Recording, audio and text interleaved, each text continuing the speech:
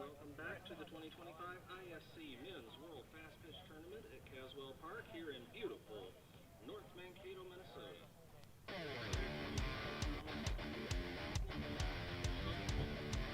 I'd like to remind you of the men's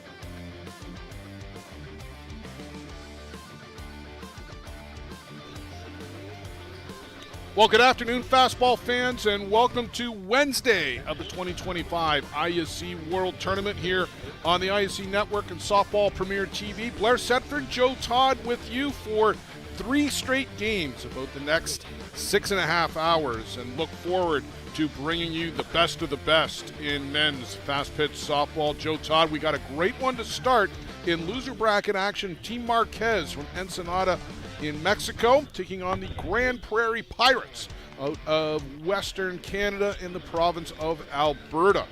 A real good matchup here. We saw Team Marquez just the other night. Joe Todd threw a scare at the Bear Creek Gremlins. Grand Prairie I knew I was going to do it. I blew it right away, too. Grand Prairie Pirates rebounded from that tough loss to the Toronto Batmen and have made it to Wednesday here at the ISC World Tournament. You've got the records for both these teams. Both these teams coming in with a 2-run record. The Team Marquez beat the Midland Explorers by 3-0 on the opening game. Lost to the Bear Creek Gremlins, as Blair had described, 3-1, and then beat the Georgia Bay Giants 5-2. The Grand Prairie Pirates beat Townsend Tide by an 8-1 margin. Lost to the Toronto Batman 7-0, and then beat the Seattle Dirt Dogs 6-1. The Dirt Dogs. We were just talking with the Dirt Dogs earlier this afternoon. Great group of guys. Let's get the batting lineup set here for you for the Pirates. Pat Burns going to lead off. Corey Jones, Braden Arcan, Scott Nehigh, Jordan Hudson, Will Major, Scott Galenza, Todd Williams, Kevin Schellenberg in the 9 spot. And defensively here for Team Marquez, Iran Torres, Seeger Rodriguez, and Gabriel Medina left right across the outfield. It's Alejandro Garcia, Guadalupe Ayon, Khalil Luna, as this one is punched out to center right and making a sliding grab out there. Gabriel Medina. So, Joe, a nice defensive play right off the hop to take a hit away from Patrick Burns. Great play by Medina, tracking that ball all the way. If you look at the flag, Blair, that wind was really blowing from left to right now, I believe it. Ken's been switching around, but that wind is going to play tricks on those outfielders. And just to finish the defensive set for you, Garcia, Ayon, Khalil Luna, Carlos Marquez is over at first. Behind the plate, it's Fabian Vizcaíno. And Joe, for you and I, this was a bit of a surprise starter given the amount of familiarity. It's Zach Zippy Pierce, who spent a number of years with this Pirates team. And he gets the ball. This one is lifted out to center left this time, and it's going to drop in for a base hit in front of Iran Torres. Corey Jones with a 1-out single here, top of the first inning for the Grand Prairie Pirates. And when the Grand Prairie Pride slips in, I'm showing my age, Joe. It's because for many years on the Canadian fastball scene, it was the Grand Prairie Pride, but it's been the Pirates here the last several years. Got their black and gold pinstripe unis. I like those. They're sharp. Yeah, they are a very good-looking set of uniforms. Braden Arcan, center field.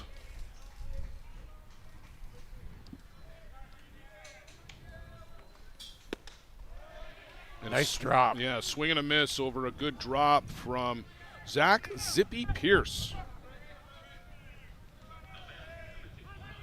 Had an arm injury a couple of years back, Joe, and it set him back. He was on the Team Canada roster as recently as 2018, 2019. Mm-hmm. Yes. Just hasn't really totally recovered up to that level yet. No, it really set him back. And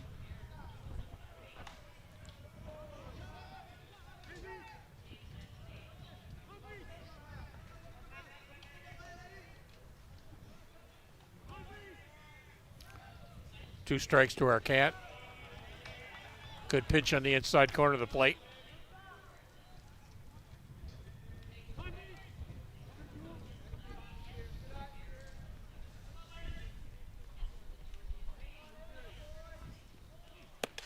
And way up and in to Braden Arcan. That'll run it to 2 balls, 2 strikes, 1 down here in the inning.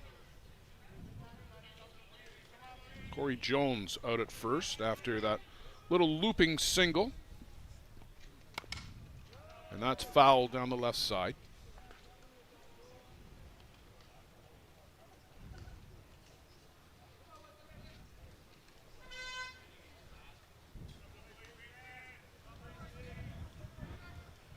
Arcan and Scott Nehigh, the twin towers for Grand Prairie. Both of these guys are real big guys.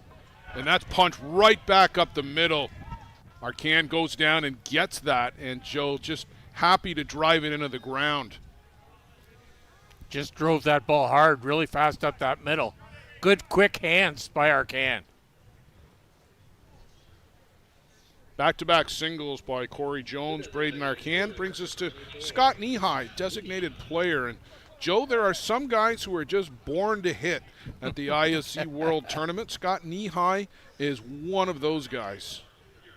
It's a real good ball player, solid. Does a great job at the DP spot.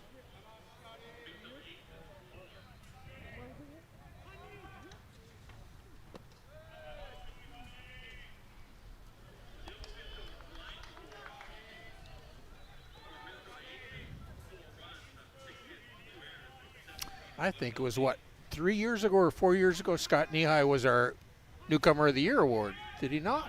Oh, I think it's more years ago than that. Yeah. I think that one goes My back. years are slipping on me. Yeah, I think they're blending together. I'll get the book out and I'll let you know. But this one is drilled straightaway center. Forget about it. Off the back fence, Scott Nehigh, a line drive home run. Born to hit at the ISC World Tournament. Scott Nehigh jumps the Pirates out to a quick 3-0 lead. And that ball got out of here in a quick rush, too. Just a clothesline right over that center field fence.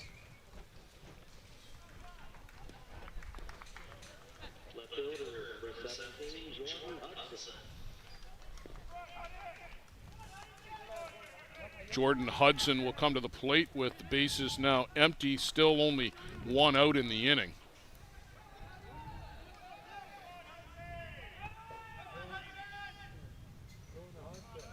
Hudson spent a couple of years in Ontario with Waterdown Hammer. He's from Saskatoon. This is probably a little bit closer to home in Grand Prairie.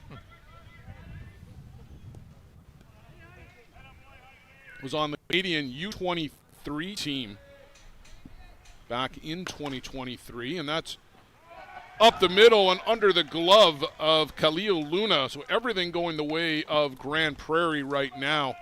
4 straight hits, Joe. It would have been a real good play, but Luna should have shifted himself over and just tried to block the ball, keep it in front of him. I don't know that he was going to have time to get to it, to be honest. I mean, a hard hit ball by especially Jordan by going Hudson. to his right. Yeah, he's going to his back end there. There's activity already in the bullpen for Team Marquez.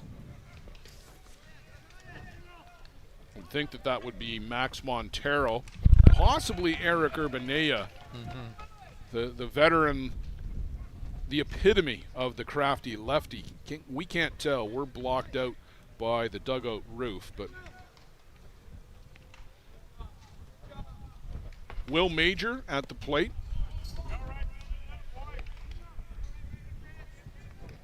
And I believe, Joe, this is the younger brother of Max Major, who was on the Canadian national team. He'll be on the U23 team. And as young as he is, I think Will, who's down on strikes here, I think Will is even younger, Joe. Yeah, I think so. I think they come out of that Delisle, Saskatchewan area. Yeah, the Delisle Hounds, I want to say. Scott Galenza, you go from the youth to, I won't call him the grizzled veteran, but I'll just call Scott a veteran. Bends in this one for a strike.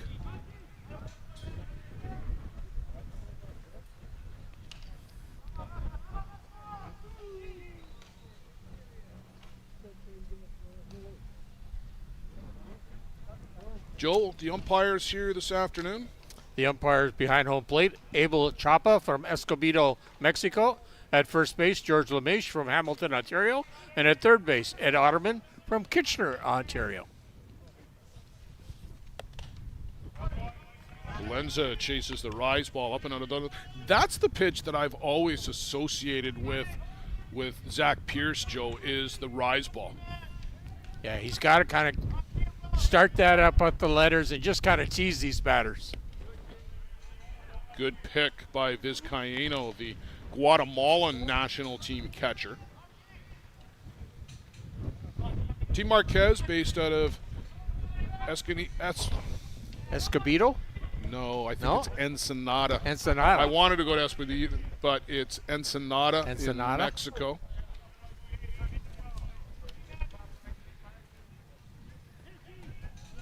Two balls, two strikes.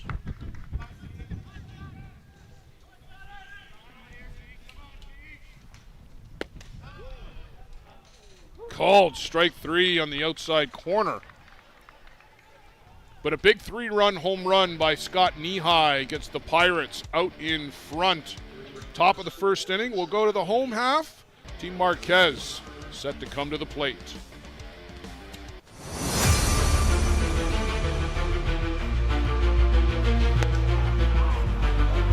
Called strike three, the outside corner. They weren't out of that.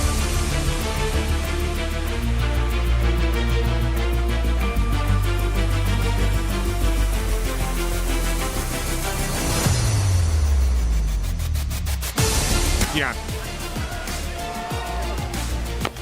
High in the air, Viavazo comes to get it, and the Chiefs are back to the top of the mountain. The gloves fly. The celebration is underway.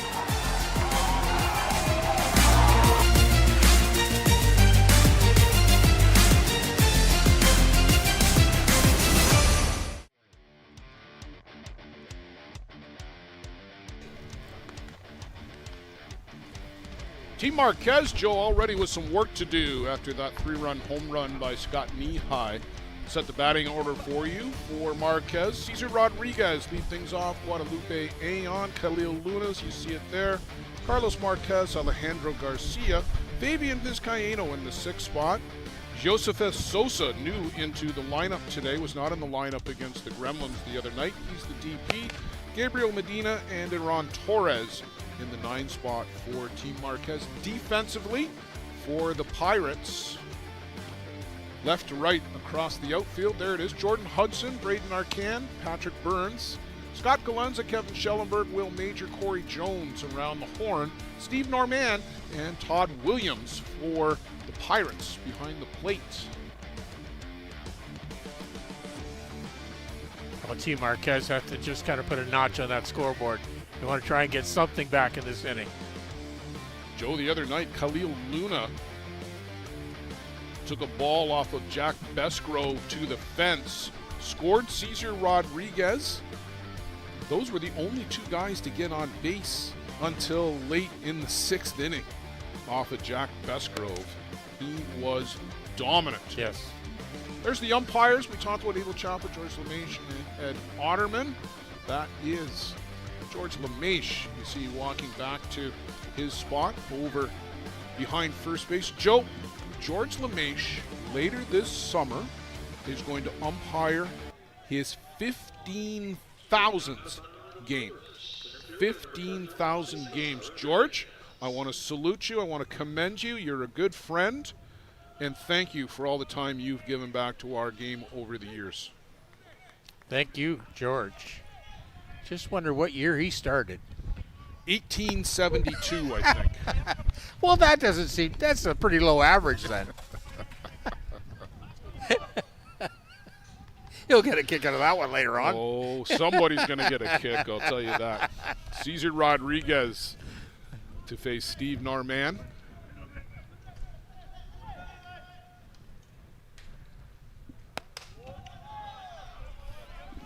Just misses at the top of the zone, and we had Abel Chapa last night, Joe, and we know he's got a tight strike zone.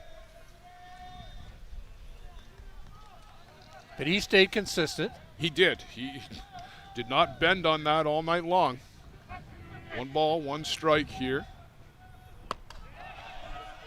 And I'm pretty sure they're going to have a strike when they ask, and no, I guess not, says Ed Otterman.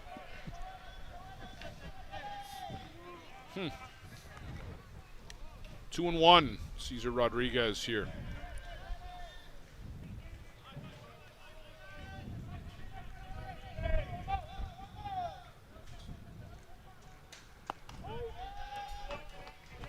There's a strike on the outside corner.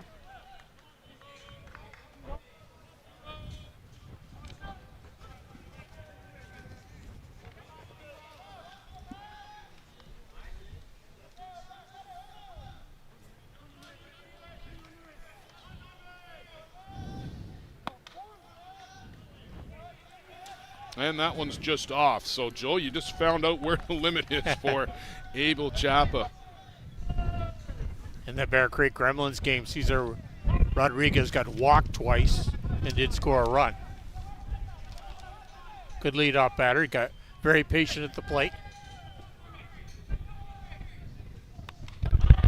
Foul that one straight back to the screen.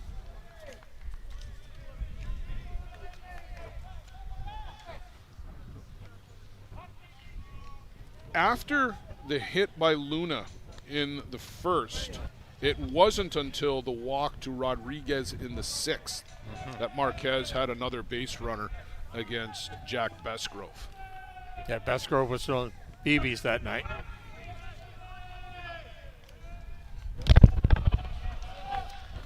But with that said, Joe, that was an excellent ball game. Yeah, real good ball game. It was a 3-1 ball game.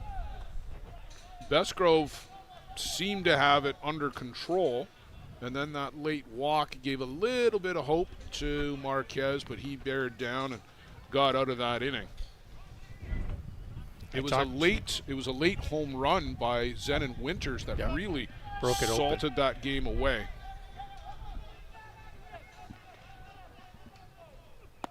And good afternoon to Hank DeWild, and there's a walk to Cesar Rodriguez. And he's a really good leadoff hitter, Joe. He sees a lot of pitches. He fights off a couple and works a walk here. Very patient at the plate. I really like this guy coming up, Guadalupe Aon from Guatemala. He is an outstanding defensive shortstop. He's got some pop in the bat. They've moved him up in the order from 2 to 3. They've basically flopped he and Khalil Luna, who has been hitting well for Team Marquez here this week.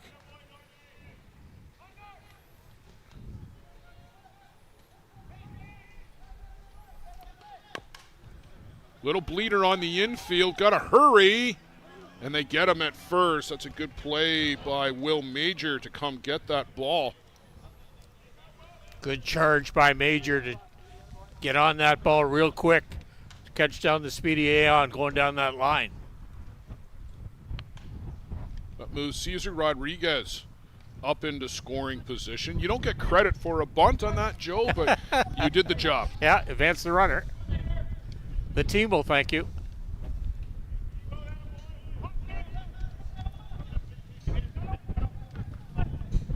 Luna had that ringing double off the fence in the game with the Gremlins the other night. Was a member of the Argentina national team at the World Cup. Shared some playing time.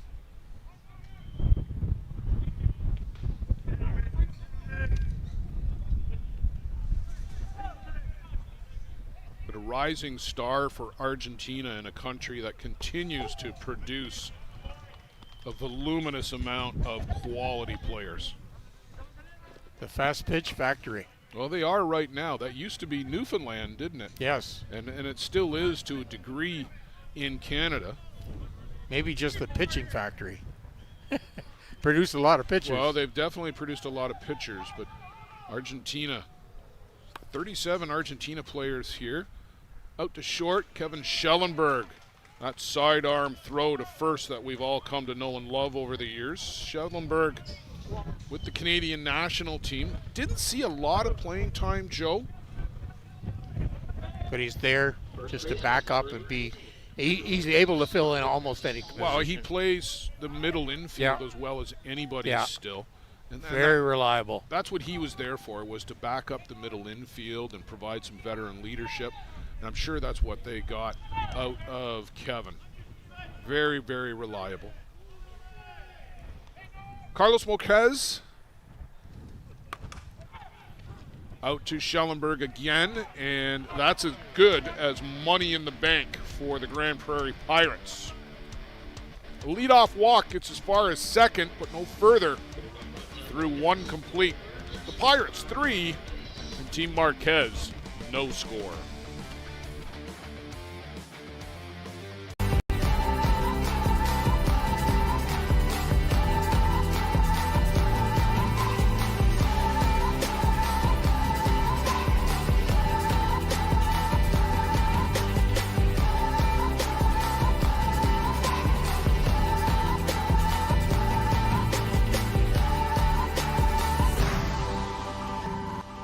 Catcher, inch by inch, we'll fight to make the lives of First Nations people in this community, this province, and on this continent better. I know we have a long way to go, but I'm proud to say as long as our people have a need, Dreamcatcher will be there for them.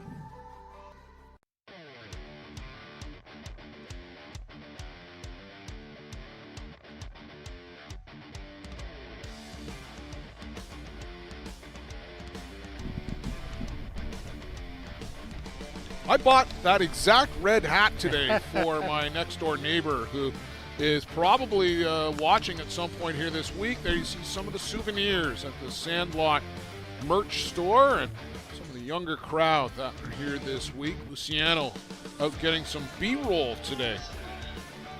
Yes. Great job by Softball Premier TV all week. Todd Williams, Kevin Schellenberg, and then back to the top for Pat Burns. First pitch, that's going to go foul out of play.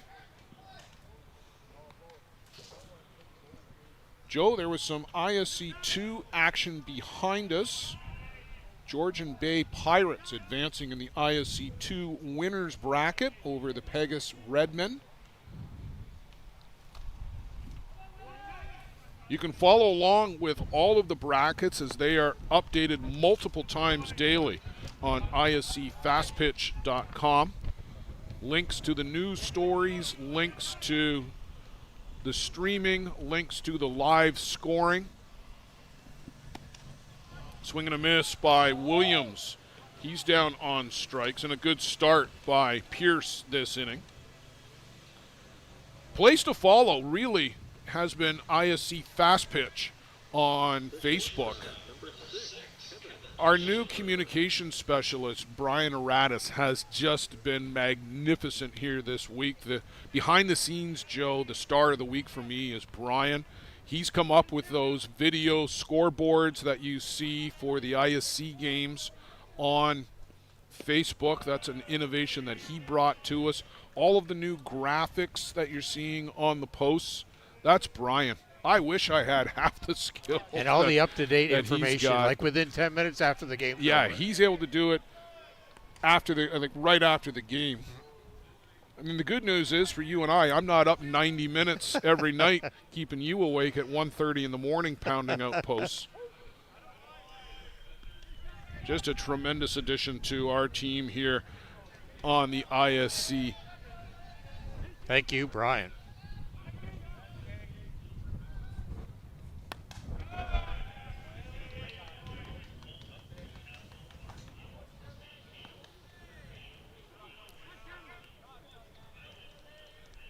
The weather today, Joe, that heat dome that was over top of us here at Caswell Park in North Mankato, that seems to have finally broken and moved on a little bit. There's a line shot off the bat of Schellenberg. He's going to make the turn, throw out the anchor, and get back to. I thought he had a notion there to go, as that was just bobbled for a second by Gabriel Medina out and right. Schellenberg 4 or 5 steps past the bag. You can see it. Medina did a good job getting to that ball fairly quickly. The play was right in front of Schellenberg. Already the 5th hit of the game for the Pirates, and back to the top of the shop for Patrick Burns.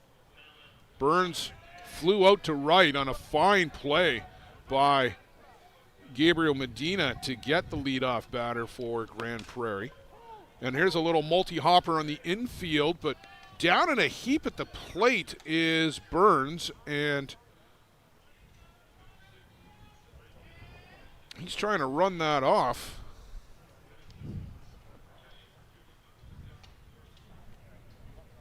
Those hurt. When you go down in a ton of bricks like that, you know there's no doubt that it went off the toe, or worse, the ankle. Donnie Atkinson came down to check on Pat Burns. Donnie in the third base coach's box. Gary Burns, Pat's dad, is over in the first base box. Chris Waverick in the dugout.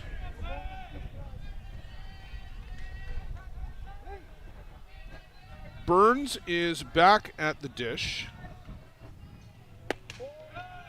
Pierce comes right inside at him. I don't know that Patrick found it quite as funny, but I know exactly what you're laughing at, because these guys are all buddies off the field. Competitors here today, and you do what you got to do to win, but Burns' foot is still bugging him. Yeah, exactly. You try and shake that off, but you can still feel the tingle. Well upstairs from Pierce. 2 balls, 2 strikes. Blair Sedford, Joe Todd with you on Softball Premier TV, the ISC Network 2025 ISC World Tournament. Called. Strike 3 in the outside corner. Down goes Pat Burns, second out of the inning here. Top of the second inning. Corey Jones got the 3-run rally underway in the first. Back-to-back singles by he and Braden Arcan, and then Scott Nehigh. Little hopper. Khalil Luna handles that adeptly. A lot better inning for Team Marquez. Much cleaner for Marquez, and Zach Pierce will go to the home half. Still 3-0 Pirates.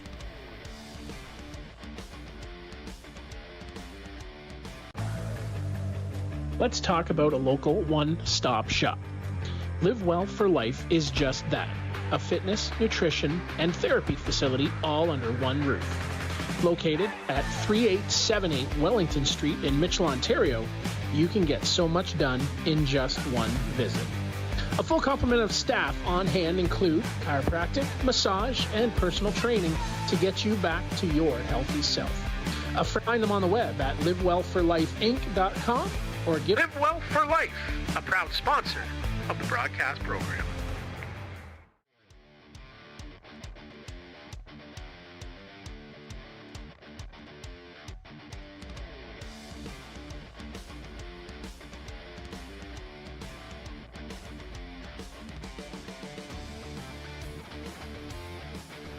Joe heard from Doug Roberts. He mentions that Delisle Pride is the team of the home team of the Major Boys, and wanted to give us a shout out to Terry Weeb. Terry, longtime player on the ISC circuit. Thanks, Doug, for staying tuned with us. Terry also from Delisle, and credit to Terry for the development of the majors and some of the others who have gone through that Delisle Pride organization.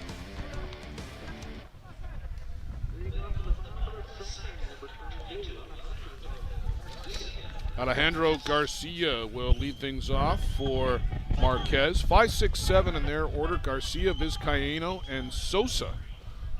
That almost sounds like a major league lineup, Joe.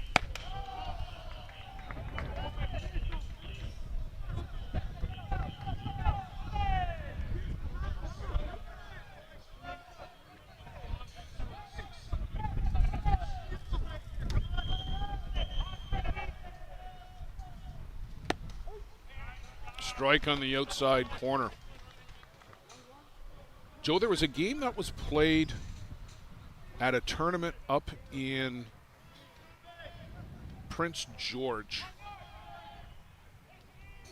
earlier this year.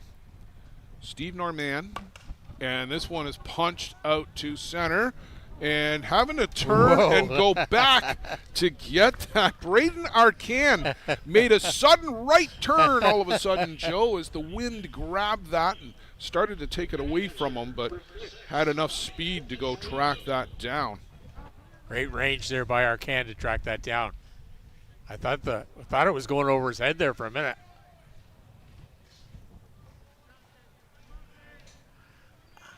Well, Norman and Micah Pimentel hooked up in what was a 9-inning game, and both of them in the neighborhood of 20 strikeouts in that tournament. And Steve Norman coming out on top in that one, 2-1. Of course, we know what Micah Pimentel would go on to do with Venezuela at the World Cup. A miraculous game by Pimentel. Left that game in about the 5th inning.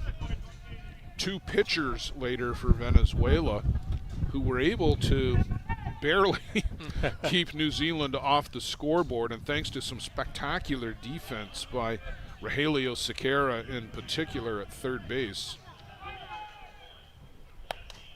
That one is lifted up, and that's going to go back behind us here in our central location. Pimentel would come back into the game after some much-needed therapy from the Argentina team doctor of all things as well, and was able to gut through, I think, the last 4 outs. Yes. To get the win and the save, I guess, for Venezuela. Just a miraculous pitching performance. And I'll never forget the look of joy, a pure joy and elation on the face of Rafa Flores. Yeah. He lifted the mask off, and just as he hugged Micah Pimentel. And of course, you and I have known Rafa Flores for a number of years in this game. We don't know him super well because there's a bit of a language barrier there, but we've had the opportunity to cross paths numerous times. One of the most genuine, affable people you can meet. This is laced out to left center and making the turn, and then coming back, Fabian Vizcaíno. He's aboard with a single, the first base hit of the game for Marquez. Yeah, Flores, one of the characters of the game, though. And that is a great description. He is a character. To me, one of the best memories for me of Flores was always throwing the ball between the legs. Between the down, legs. Down to second base. Yeah. You don't see a lot of catchers doing that.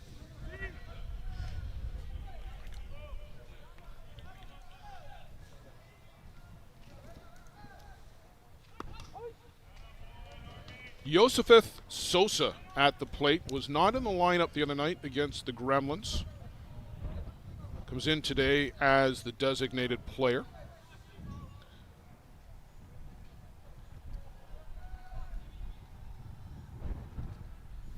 See if that bottom part of the order can get going for Marquez. You want to put a blemish on that scoreboard. Just the second inning, but you don't want to stay down 3 runs. No, you don't. You want to chip away at it. And we talk about this all the time. You don't need to go get a 3-run home run right away, as nice as that would be to get. And chasing upstairs goes Sosa. And that's the pitch for Steve Norman. Yes, nice high rise ball there. Just kind of jumped out on. Just the first strikeout already. Norman can get the high strikeout totals. And the coach for Marquez is down here at the plate.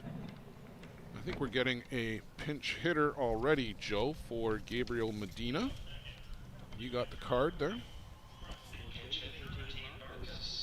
So number 88, Aaron Patron, will come on to pinch hit. Now, he was in the lineup the other night, and I wonder if maybe, Joe, there's an issue that's keeping him from playing defensively. Potentially, because this is the second lineup card I got from Marquez. Coleman Harris was originally on that playing right field, and then they made a big switch. So they put Medina out in right field. In for a strike from Norman.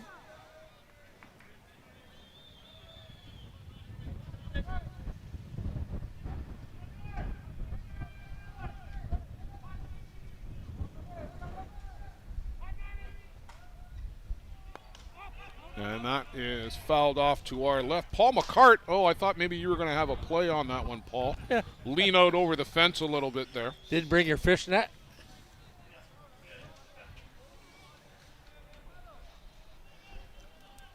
Paul McCart, of course, with the Bear Creek organization, a man of many hats and T-shirts. He's got the Gremlins attire on today. I noted yesterday he strictly went with the neutral Bear Creek shirt. Between the game, of course, last night between JDT and Bear Creek. We'll pick that story up on the other side as Aaron Patron down on strike. Second strikeout of the night for Steve Norman. Marquez, strand 1 through 2 complete. It remains Pirates 3, Team Marquez, no score. Welcome to Mont Hill Golf and Country Club. With our beautiful 27-hole golf course open to the public, we work tirelessly to ensure your time with us is second to none. Well, here you'll be able to enjoy an incredible dining experience at our very own Big Pete's Steakhouse. Play some of the best courses in the world with our state-of-the-art golf simulators. Upgrade your gear with the top brands at our pro shop, or host a stunning wedding, event, or conference inside one of our beautiful ballrooms. Learn all this and more at monthill.ca. We can't wait to see you soon.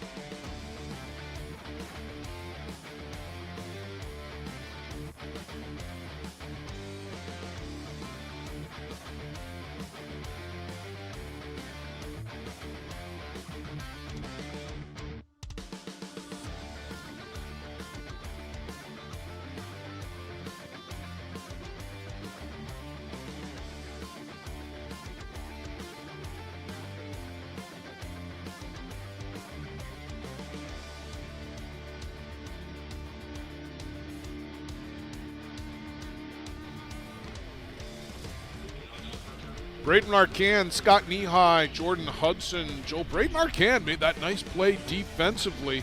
Had to do a bit of a U-turn on that ball that he was tracking out in center field. Yeah, you caught it well. He charged in. I think he took a step in when he probably should have just laid back on it. Easy for me to say from here. Well, all your innings in center field. Oh, yeah. Well, with my speed. You were more of a corner outfield guy? Yeah. Driven to center and 2 steps over, no more than 2 for Cesar Rodriguez. Right at him.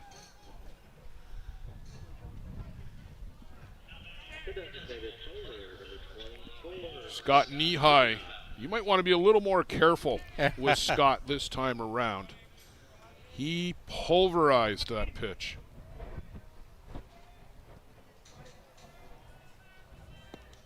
And this one skipped in 45.5 feet.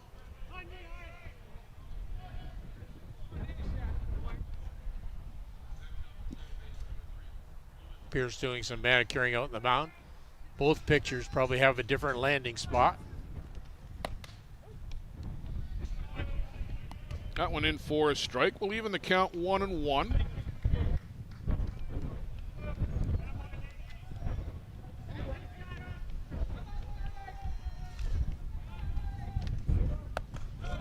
And make it 2-1 as that's going to miss up and away. Joe, some folks might not yet have heard the news. That was sneak previewed last night in our broadcast during the JDT Bear Creek game.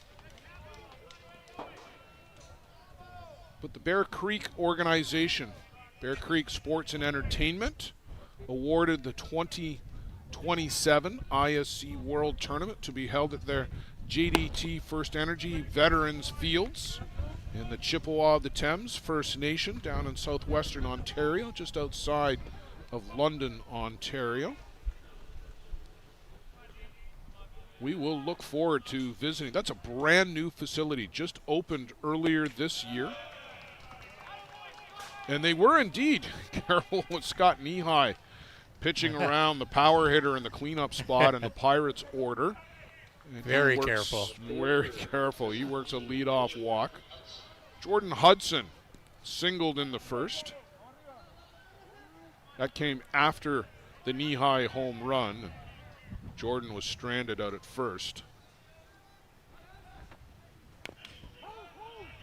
So we'll look forward, Joe, to back-to-back years with the World Tournament being in Ontario.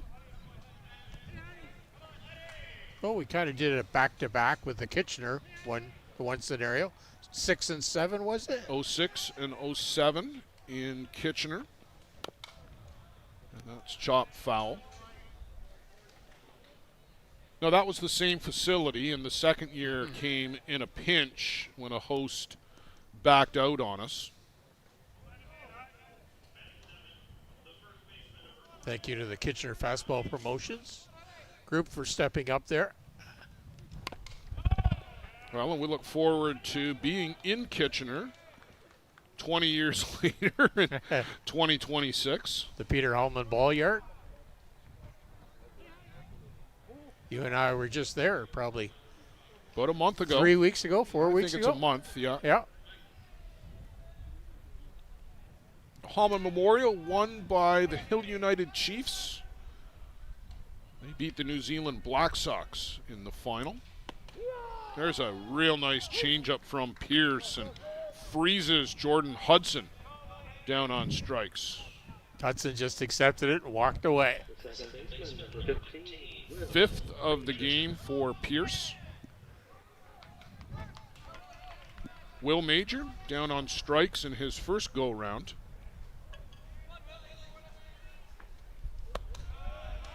That one is up and away.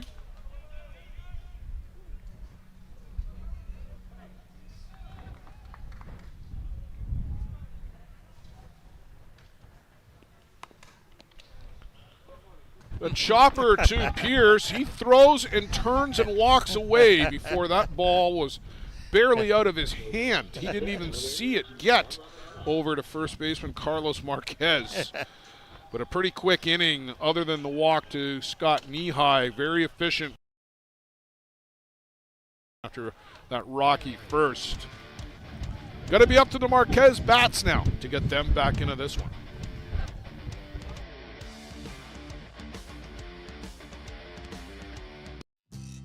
A metal roof lasts a lifetime. Thousands trust Metal Roof Outlet to install stylish, stone-coated metal roofing that looks just like traditional shingles.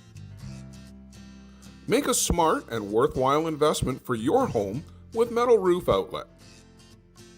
Contact us through metalroofoutlet.com to get a quote for a roof replacement anywhere in Southern Ontario. Because when you trust Metal Roof Outlet with your roof replacement, it may be the last time you ever replace your roof.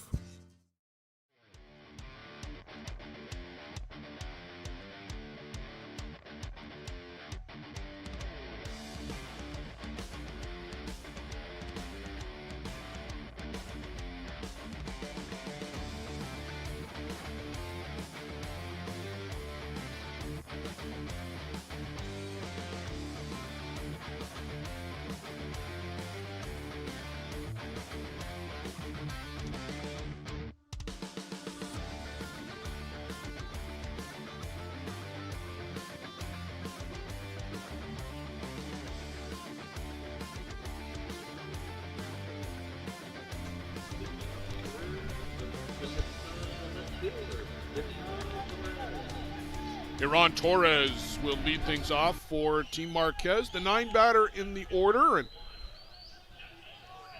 Torres did a lot of running playing center field the other night against the New York Gremlins. And Joe, they've moved him over to left today, and hopefully he'll have a little quieter afternoon for Marquez. They were winners, Joe, of the Tijuana qualifier. The first time we've had an official qualifier like that in Mexico in a long, long time. Great to see. Norman steps off.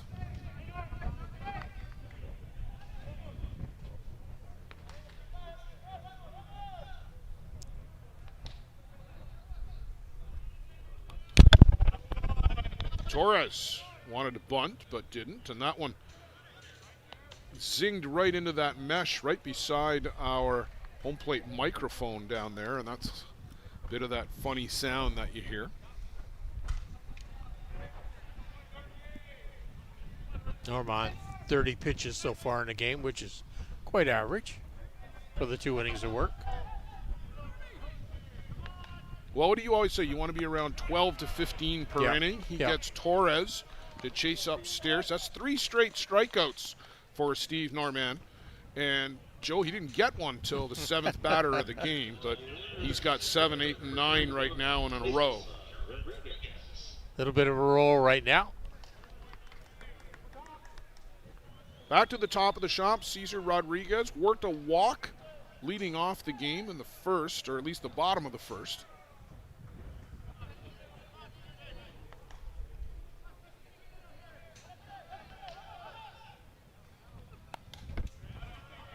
Fouls this one straight back to the screen.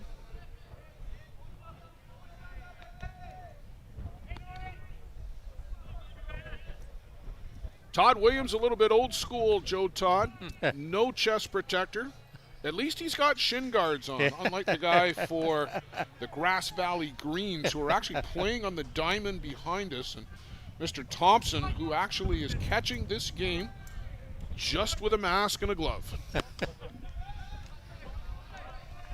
Made of iron. Yes. I don't think I would even consider anything like that. Just a foul tip is just a scary part. Though, you can't control that. That's anyway, people do what they do. Yeah. I guess he's been doing it long enough. Yeah.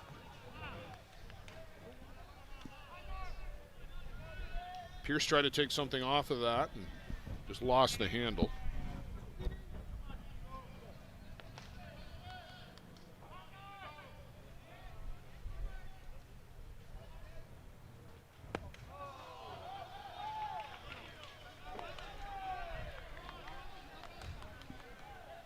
26 degrees Celsius, about 82 Fahrenheit. Little cool northeast wind.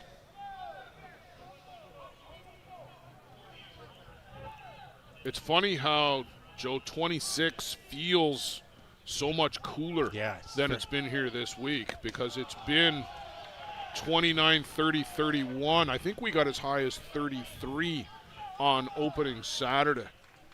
And high humidity, which seems to have broken too. So it's a nice relief for the players, for the umpires, for us up here. Fans, yeah. For the fans. I would take this for weeks on end. Yes. This is supposed to be like this right till the championship game on Saturday night. So Cesar Rodriguez, he picks up a lot of walks, doesn't he? Yeah, we're going to start calling him Cesar Walker. Okay. All right. I like that. I'll take it. Guadalupe Aon grounded out to Will Major on a real nice play by young Major to come get that little slow roller off the bat of Aon and get the speedy runner.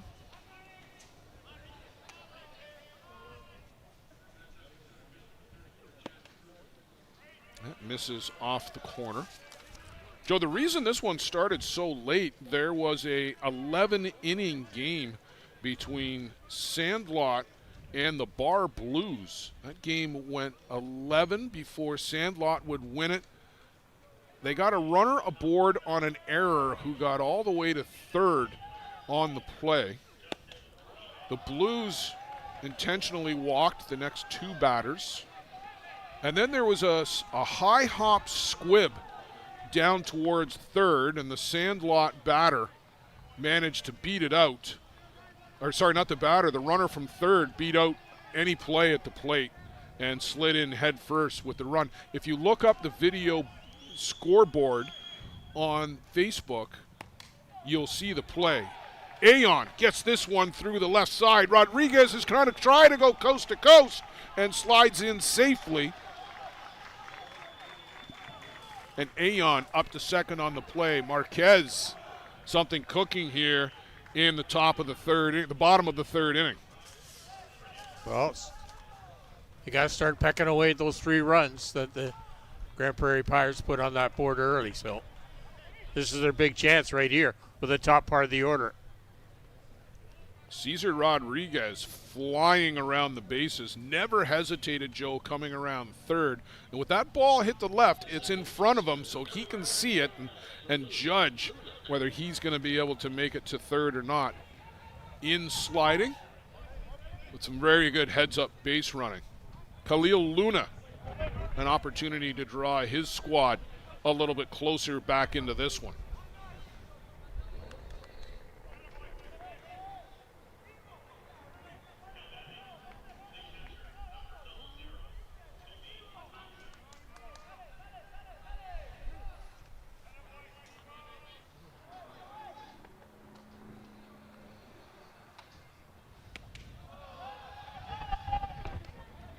Norman misses down and away.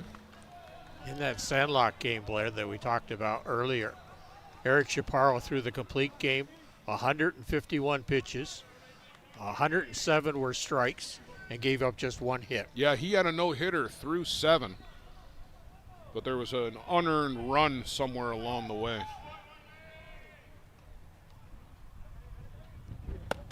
Chasing upstairs goes Khalil Luna.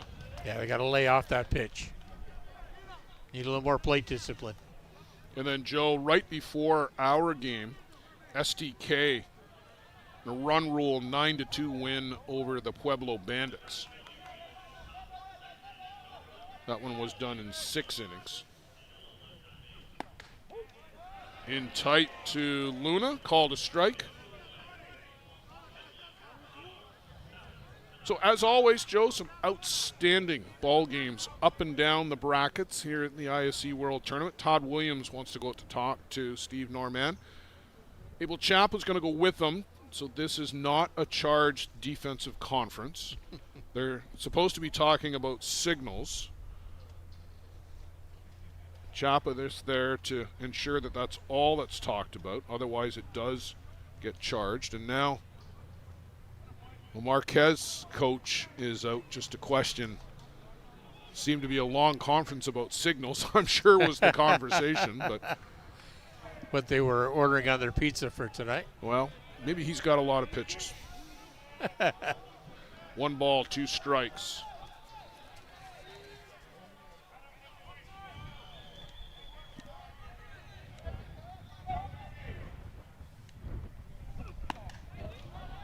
Just off the outside corner.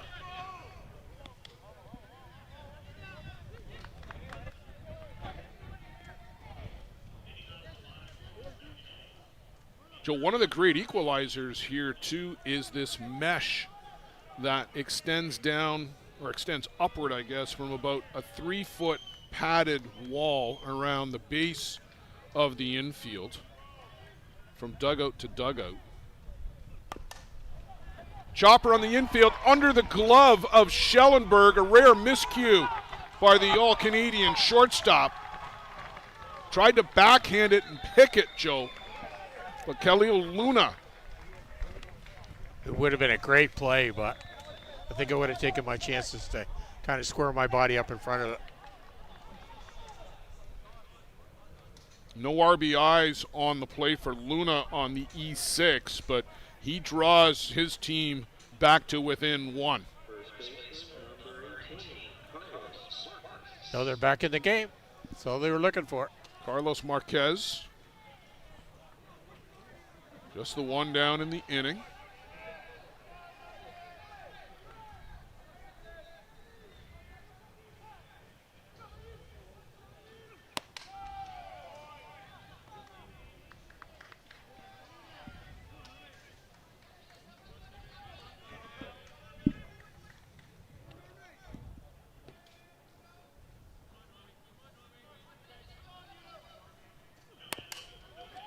And that's a fair ball. Step on first, and sliding in under the tag at the bag is Marquez. Corey Jones took the easy out to get Marquez, and then Luna, rather, sliding in safely under the tag. Good play by Jones. Take that free one because you're only 1 or 2 steps away from the bag. And you see Luna just arriving at the bag as the ball did.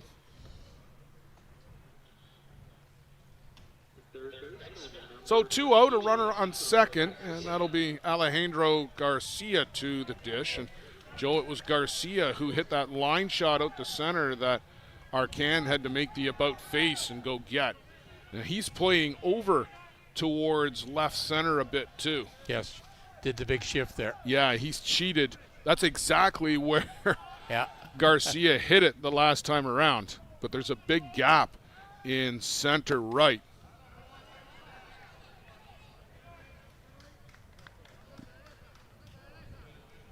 Better keep the pitches inside if you're going to leave that much of a gap in the outfield.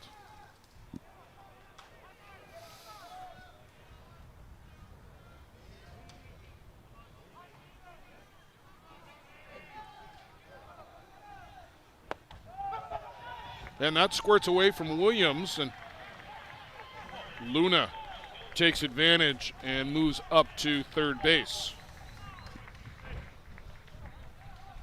Good play by Garcia to kind of help his runner.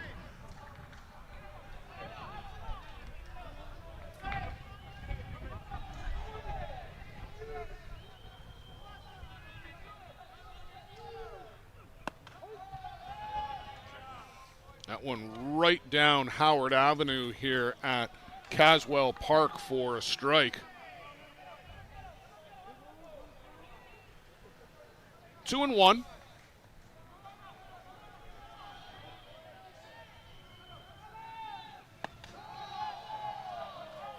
Just inside. Yeah, just inside. Make it 3-1.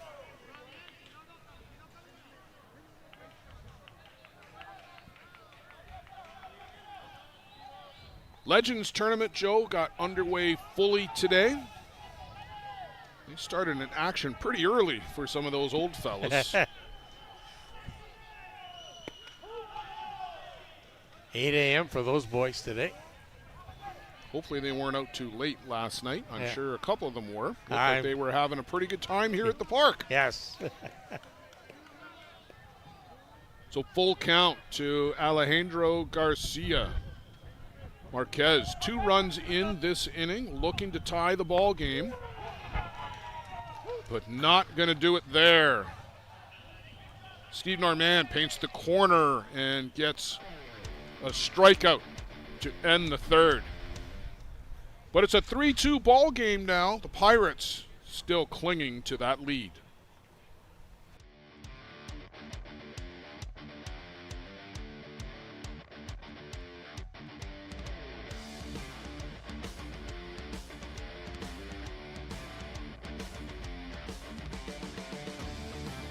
How confident are you in your organization's security posture? If your answer isn't 100%, you're not alone. Most organizations aren't doing enough to protect their data, and they know it. With Armitage technology, you can stop worrying about IT security issues so you can focus on moving your business forward. Our experienced staff monitor and maintain your IT infrastructure to keep your business running. Visit us at armitagetech.com and make your technology work for your business.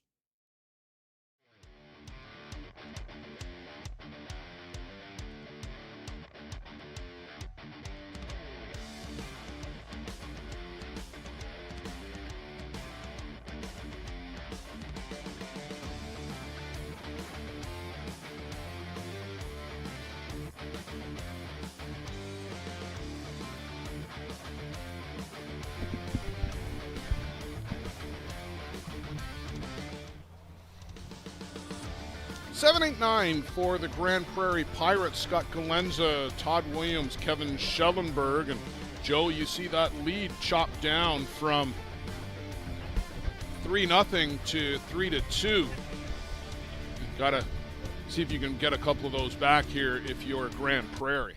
Yes, you want to be that rally guy to start something here for Galenza. 7-8-9 at the board. Great arm by Guadalupe Aon. Went down to get it, stayed clean, and brought up and fired. Great bullet. He is something out there to watch, isn't he? Yeah, very pretty. Just nice and smooth. The big part about that whole thing is the transfer. Once you pick the ball up and transfer it from the glove to the hand. Great changeup by Pierce to open up to Todd Williams. And after throwing to Todd Williams for a number of years, I'm sure he's got an idea of what Todd can do at the plate. And took something off of that one as well. And I'm sensing, Joe, that he knows Todd doesn't like changeups. Let's see if he triples Goes up back on it. with it, yeah. Well, he went with the hard stuff on the outside corner, but do you come with 3 out of 4? That would just be mean, wouldn't it?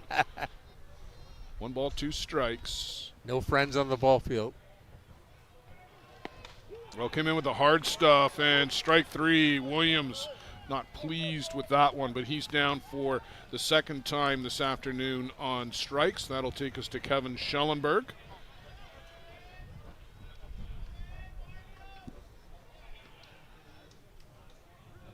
Donnie Atkinson just down to calm the waters.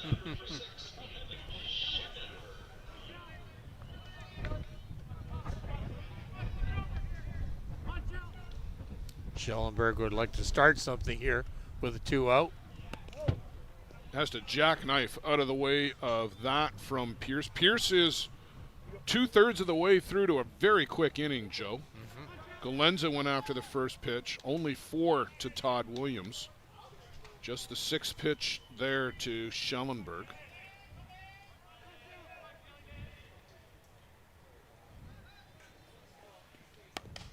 Change up again, and that's foul.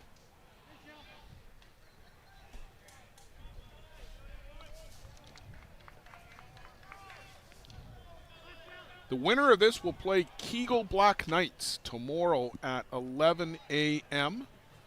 Additional losers bracket games tomorrow. Joe, Bear Creek Express taking on Sandlot at 1. There's also STK and 518 are awaiting to see who they will play in losers round action later tomorrow as well. Those will be decided by the losers of our games later this evening. Gremlins, Batmen, and then Drillers and Norsemen. Two big games, the final two quarterfinal Elite Eight games in the winners bracket on the ISC World Tournament. After tonight, we're down to the final four in the undefeated side. Schellenberg, a 2-out walk. Still looking for a clean inning is Zach Pierce. Pat Burns back to the top of the shop. Third look now at Pierce here in the fourth.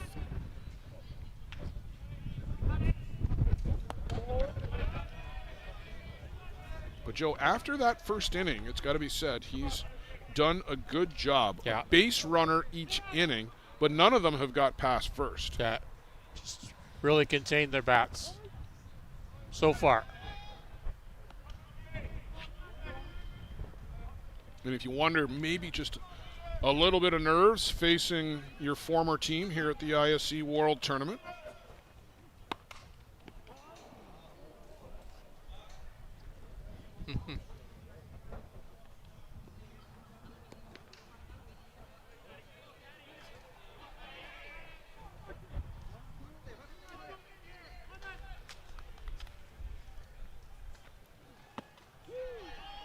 Called strike three on the outside corner, again catching Pat Burns.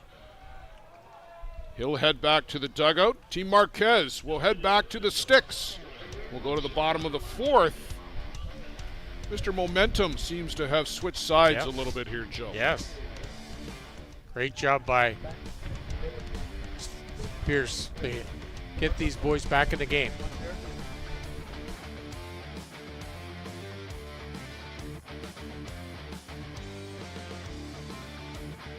Do you need a reliable supply of products to run your business? Are you tired of having to deal with multiple suppliers to get everything you need? Absolute Business Supply is your dedicated, full-service business supply partner offering over 400,000 products and unmatched customer service. At ABS, we aren't just selling products. We offer a commitment to building meaningful relationships with our customers, getting to know your business goals so we can provide the best possible solutions for your needs. Find us on the web at absolutebusinesssupply.ca and let us get it for you.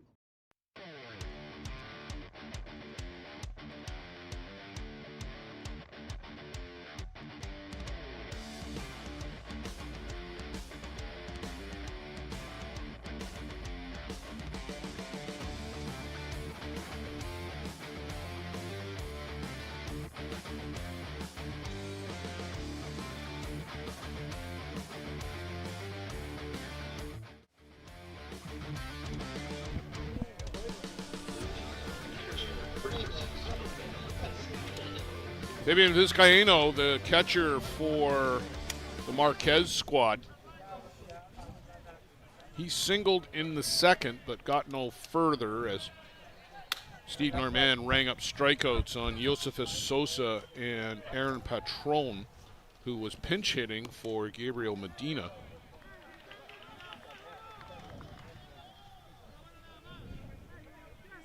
Joe, while the Legends were underway today, the ISC2 tournament has been moving along full force. They're down to getting close to the winner's bracket final, as that one is looped out to left field and aboard with a base hit again is Fabian Vizcaíno. He's 2 for 2 this afternoon. Georgian Bay Giants into the winner bracket final for... They're headed for possibly their third straight ISC2 championship game. Always a bridesmaid, though, never a bride. The Giants. They're trying to change that this year. That's right, trying to break that run of bad luck. Turning to bunt and letting it go, but for a strike is Yosefus Sosa. On the field right now behind us is Midland and the Grass Valley Greens. Midland Explorers up 7-0 in that one, so they're making a bit of a run in ISC 2. The Giants just earlier today, as you may have heard us say, there's the bunt and a good one. It's down. Flipped to first by Galenza. And a nice textbook sack bunt, Joe Todd. You must be applauding. Very good job. Turned and pivot on his back foot. Nice level bat on that ball. Just pretend you're catching the ball or the bat with your ball. It's that simple. Your bat with the ball, huh? Or the opposite way. Yeah, sorry. Don't. Yeah, I've done that about 100 times this week as well. So it's that simple. You don't have to hit it and contact it. That nice approach there just made that ball that much harder to field.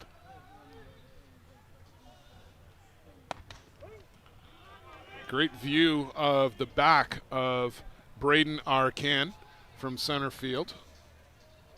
I have to go tell him that, Braden, you can't stand right there. There's a camera.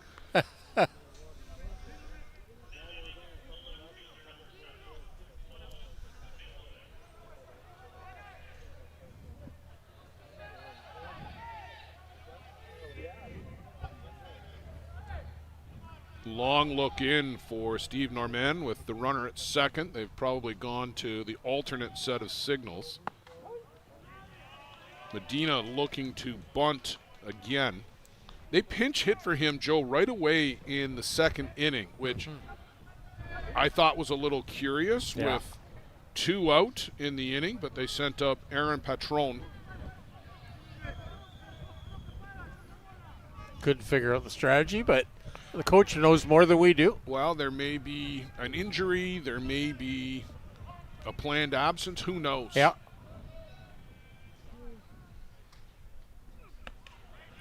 Swing and a miss by Gabriel Medina and down on strikes.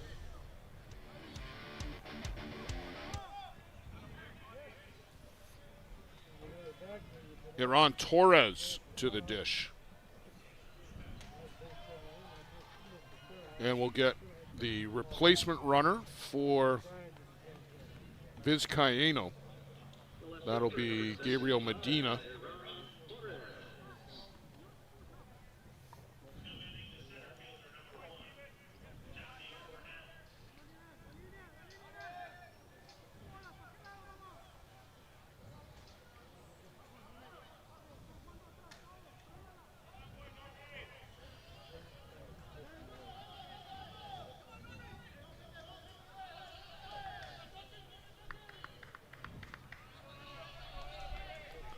Normand to the hip.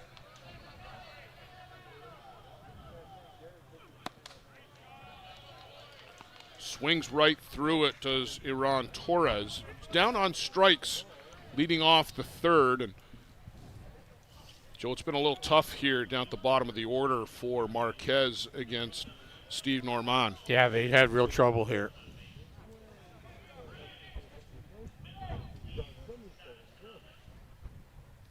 Normand was 61 pitches in the game. Well, that one is punched foul down the left side, so some contact. That's a good start.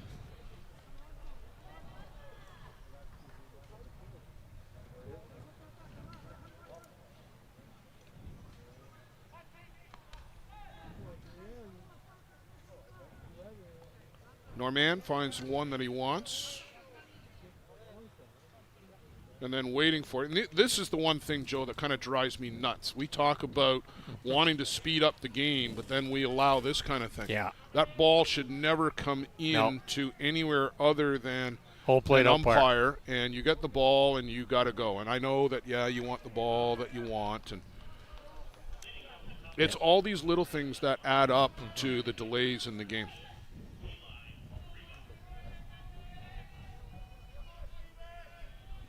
I thought at one time there was a rule in the rule book that the ball went out of play. You had to wait till the next batter. Was there not at one time? I remember playing that at one tournament or something maybe.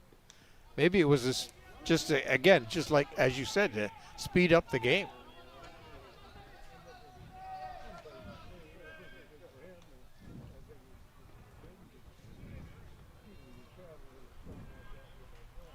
Well, Steve Norman has definitely slowed things down here a bit. This one's popped up to short left. It's a long run, but just making the grab into foul territory is Jordan Hudson for the third out of the inning. So Fabian Vizcaíno gets bunted up to second. That's as far as he gets. And Steve Norman and the Grand Prairie Pirates shut the door on Marquez in the fourth. We'll go to the fifth. Pirates out in front still, 3-2.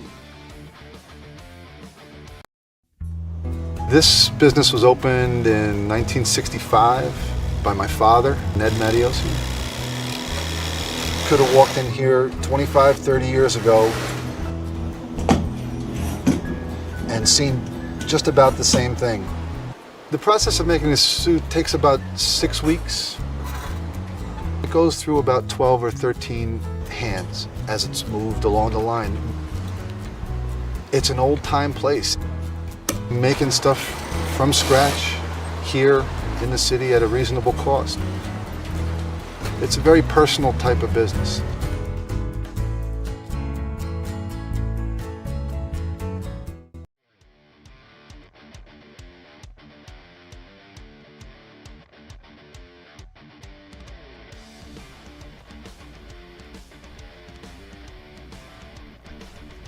Corey Jones to lead things off for the Grand Prairie Pirates in the top of the fifth. And Joe, it doesn't feel like we're speeding along, but you blink and suddenly you're in the fifth. Moving along okay. Doesn't seem like all that long ago that Scott Nehigh was hitting a laser beam into the Commerce Drive dental sign out there in straightaway center field.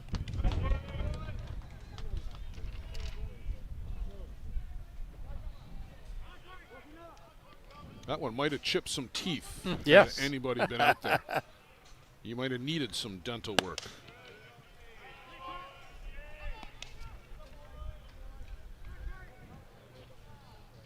Pierce falling behind here now.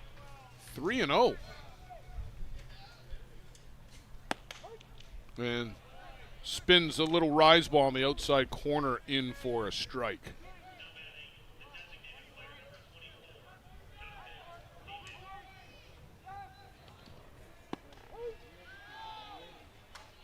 Finds the zone again, just bites the outside corner. So a full count on Corey Jones leading off here for the Pirates. You have to stay aggressive here now. That good punch. 2-3 hopper and then right through the wickets of Khalil Luna. I think, Joe, he was bringing up the glove, ready for the transfer. Just a momentary lapse of concentration. And it's past you. And didn't lower the caboose. Got to get a little bit lower on that ball. Yeah, you see it go right through, and Luna a little disgusted with himself, but leadoff batter aboard. Braden Arcan. Big cut, comes up empty.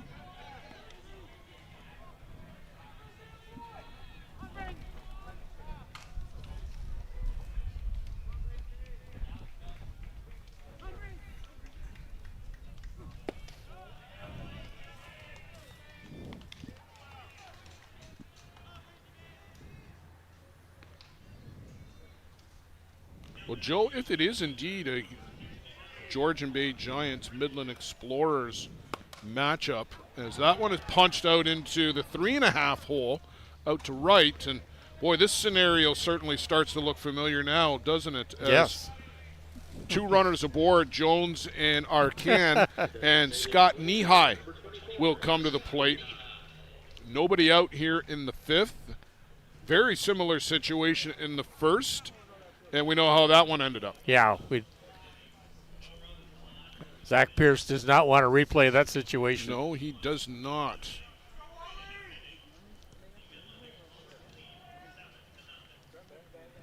Pinch runner, Joe, came out there for Corey Jones. I think that was Brent Weeb, number 19.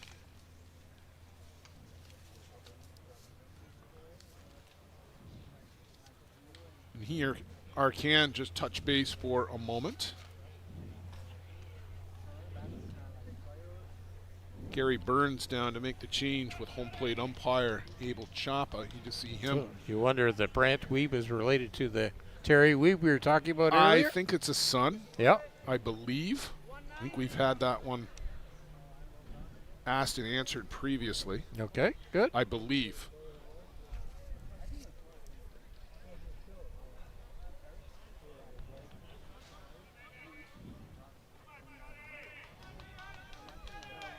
Knee-high steps to the dish, the imposing figure in that left side batter's box.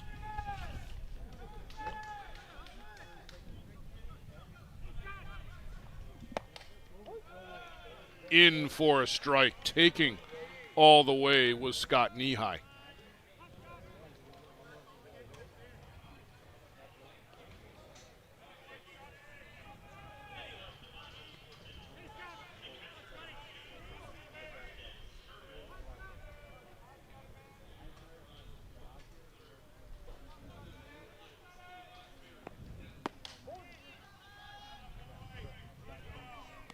So run the count even at once.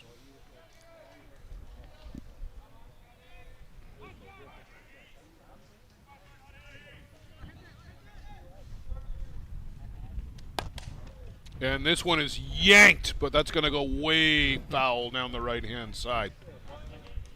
That ball was destined to get on the other side of a fence, Joe, but just out in front of it too much. Pulled it a little bit too much.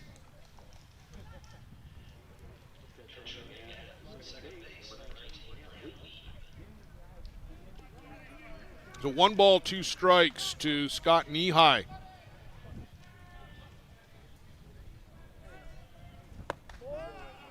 Just off the outside corner, a real good pitch there from Zach Pierce. Home plate umpire Abel Chapa hasn't called that outside pitch on that left-handed batter all game, so he has on the inside. Took a little bit off that one and maybe got away with it, Joe, because Knee-high fouled it straight back to the screen, dialed it down to 58 miles an hour. But Knee-high seemed to keep the hands back, just didn't square it up. Yeah, you got to get more on the barrel. 2 balls, 2 strikes. Nobody out here in the inning. 2 runners aboard. Pirates threatening Knee-high with time at the plate.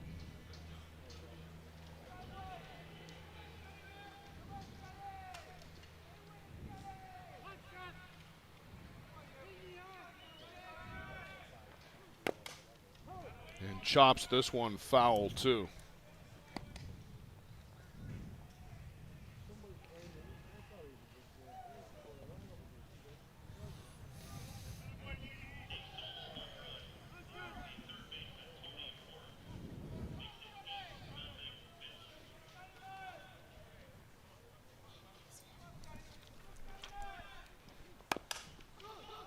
Chopper on the infield. Safe at first is Knee-high. I think they called Knee-high safe, but then I also saw an out sign from George LeMaitre, and I wonder if that's for Braden Arcan on his way to second. Off the line? I think that's the call, and that's what is being discussed with Gary Burns. As Arcan danced well to his left to try to avoid the tag. Mm-hmm. And out at second as George LeMaitre points to Braden Arcan. And he's saying when you're beyond that arm's width, when he's already come to you, you're not going to be able to go around him that far. That's the ruling. Mm-hmm. Now, the Marquez coach is coming out to chat about there's no... they can't really call it. He's asking if there's obstruction or interference on that. Yeah, there's no interference. He didn't interfere with the player making the play. He actually tried to get around him. Yeah. So, well, I don't think he was tagged necessarily. I think the PA announcer says he was tagged out. I think he's off the baseline. Yeah. He's going to come down to try to appeal to Abel Chapa. There's another coach out there as well. Probably doing some interpretation. I don't think he needs an interpreter for Abel Chapa. Okay, yeah. Ed Otterman is trying to get both of them off the field, and they are going to follow somewhat reluctantly, the two of them, to go back to the Marquez bench. I don't know how they can think that they're going to get an additional out on that play.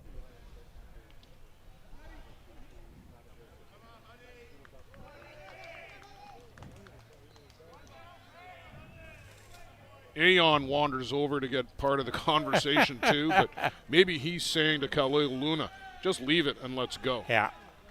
Runners on the corners.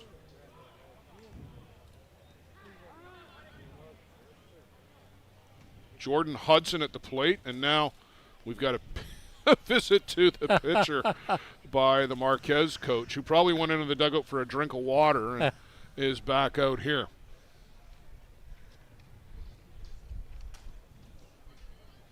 Blair, you cursed us on how well we were proceeding. I did. I fully admit it, I did.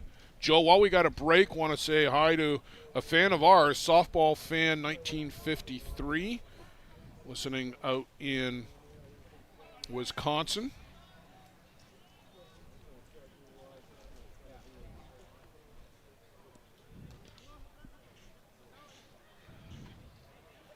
And just remind everybody, enjoying the broadcast, follow along the ISC World Tournament on all of our social media platforms, whether it's Facebook, Instagram, Twitter.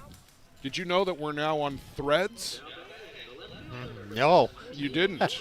We're now on Threads as well, at ISC Fast Pitch there on Threads. I'll have to get a Threads account now. Yes, you will. So will I. Jordan Hudson swings at that first pitch from Zach Pierce, who's done a great job since that opening inning, but he's got a spot of trouble here in the fifth that he's still going to need to work around.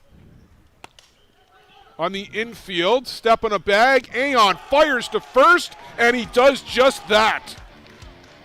Guadalupe Aon in the right place at the right time, and an easy double play gets Marquez out of the inning and keeps them within a run.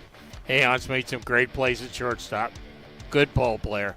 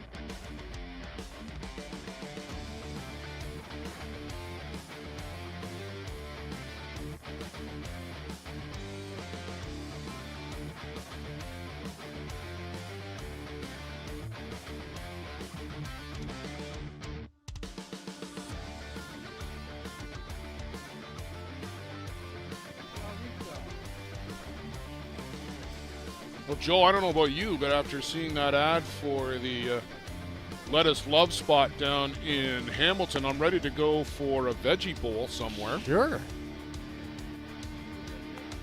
We had a great breakfast this morning at Happy Chef. Oh my goodness, was that an outstanding breakfast. Happy Chef, a longtime sponsor here, fastball sponsor in the Mankato area, and still attracting quite a crowd. That was a busy breakfast diner. When the parking lot is full, you know that's a good spot. Cesar Rodriguez, a pair of walks, came around to score in the third.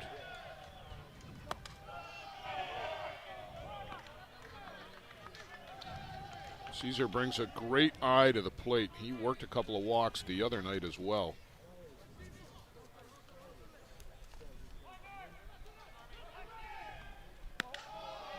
just off the outside corner.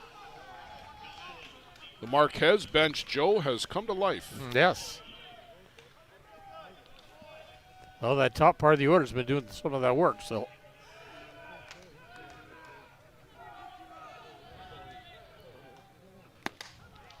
Big cut, comes up empty. Steve Merman with the rise ball on the outside corner. Put a little more pepper on that pitch, but just a good change.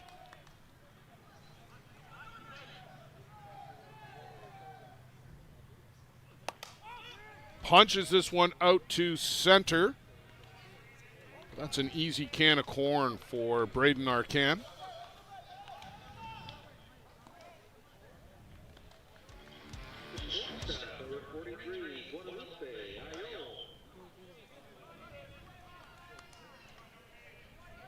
Guadalupe Ion.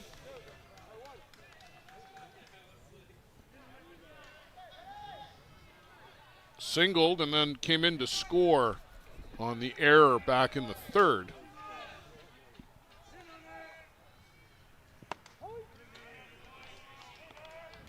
And there's a strike on the outside corner.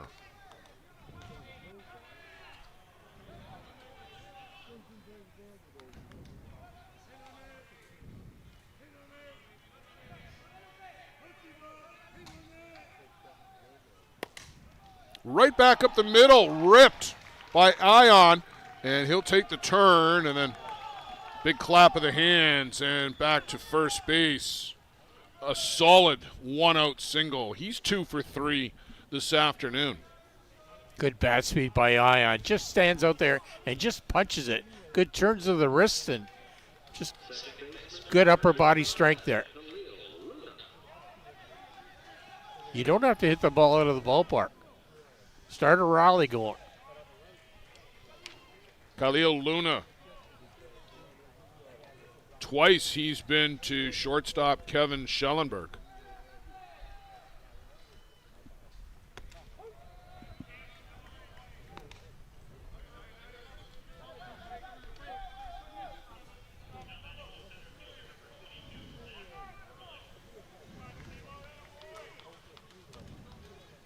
Open stance in the right side box and chases it on the move. The throw's on the other side of the bag, and by the time Schellenberg reaches around, Ion in with the headfirst slide. And Joe, I was thinking in the back of my mind, are they going to put him in motion here with one out? And took the chance and got the stolen base. So you see the throw. It's on the shortstop side of the base. If it's on the second base side, and it's a matter would have been a lot closer of a foot and a half. Yeah. It's there on time. It's just needed to be on the other side of the base. Outside.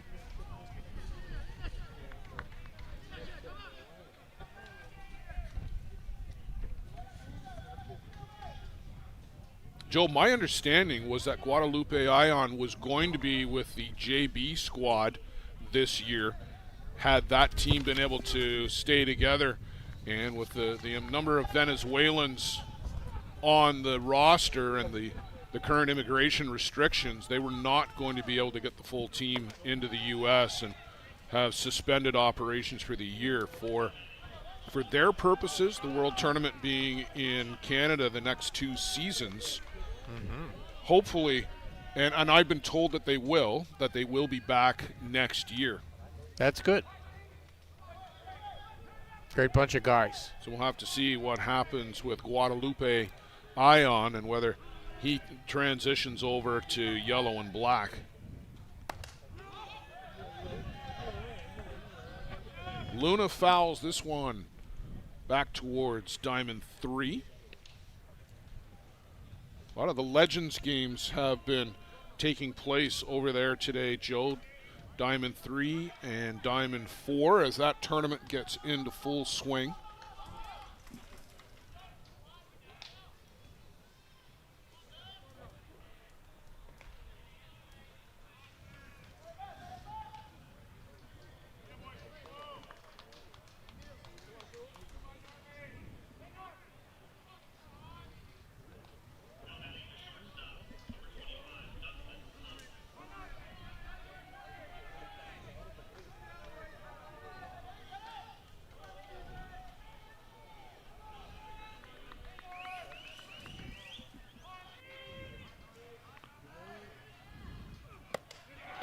chasing the rise ball upstairs again. Khalil Luna is down on strikes. Norman has been able to go to that pitch, Joe, when he needs to get a strikeout. And a great job with that pitch, just really throwing it well in these very important part of the innings. I believe that's just the 4th strikeout, though, of the game for Steve. I have 6.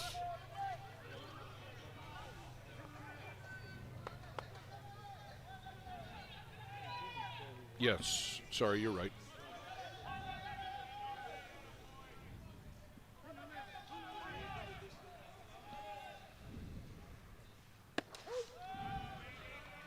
And opens up Carlos Marquez with a strike.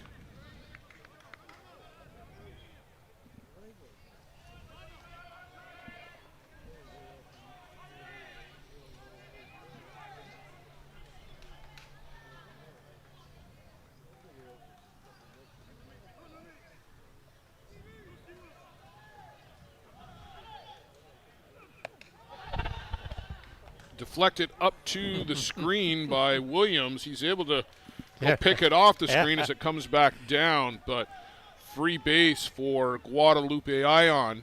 And now, Joe, that tying run just 60 feet away.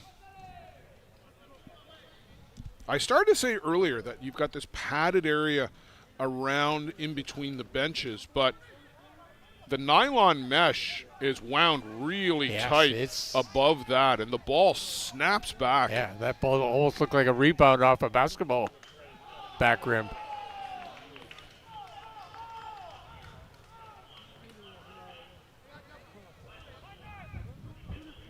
So 2-1.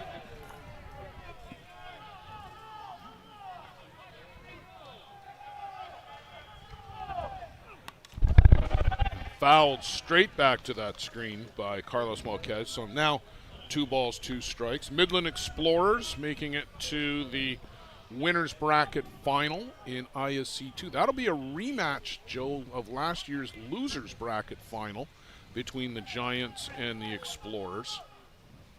Last year, Yuya Yamawaki struck out 16-17 batters in that loser bracket final.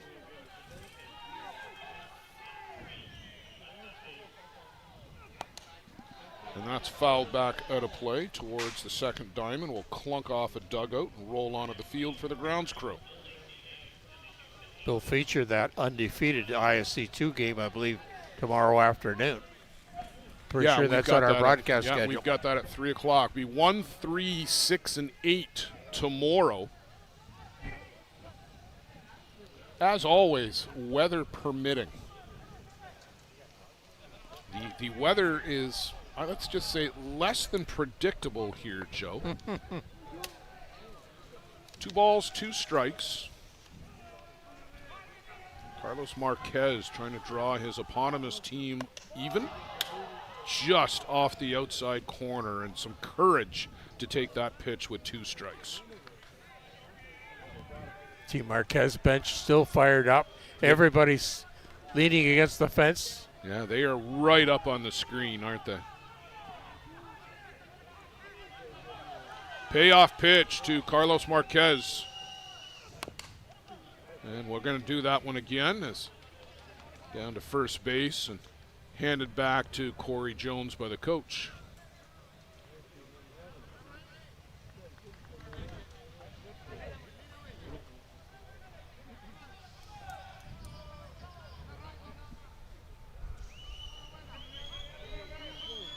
Do it again. Full count. 2 down here in the bottom of the 5th inning. Marquez looking to tie this one up. Upstairs, ball 4. Let's put runners at the corners, and we'll go to Alejandro Garcia. And then here's a visit to the mound by the skipper, Chris Waverick. We've seen Donnie Atkinson and Gary Burns, and Waverick makes his first appearance. 85 pitches for Normand. And we got all the coaches coming out here. It's like a handshake parade, Joe. 5 guys just appeared out of the Team Marquez dugout. Every one of them had a role to do. Wow, it was like a stampede. Didn't know whether they called a commercial or not. Holy smokes. I've never seen that before. 5 guys came out of the dugout. They all went somewhere in the diamond. They all had a job to do. Here's the skipper now meeting with Abel Chapa. And that looks like a change. And there is a pinch runner, Joe, over at first. I'm trying to get a glimpse of the number. I think that is Alexis Ion, rather, number 7.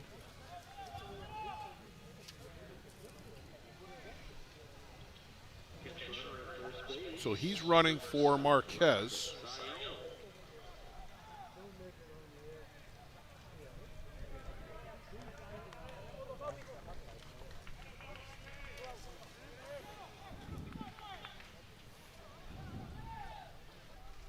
Alejandro Garcia. Line drive to center field in the 2nd, and then caught looking in the 3rd. Third look here at Steve Norman. On the move is Ion, an uncontested steal of second base. I think that caught everybody by surprise, Joe, that he went right on the first pitch. Yeah. Good play. Good coaching move. Well, the fact that he was out there to run, I don't think was in question. Just, wow, right away. Okay. And honestly, I did not hear much, if at anything, from the Pirates bench. Maybe everybody got caught napping. Mm-hmm.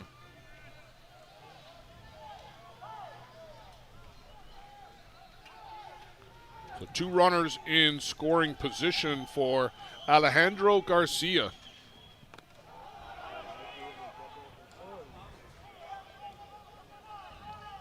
The ball was just in and out of the glove of Williams, but it never went further than an inch. Good play by Norman to get off that mound. Pitcher should be the first one to know it's going to go a little wild. And I don't even know if that qualified. Yeah. I mean, it was in his glove. Yeah. It fell out of his glove. It never rolled more than an inch away. Nobody was going to go anywhere on that. That one's poured in for a strike. So 1-1.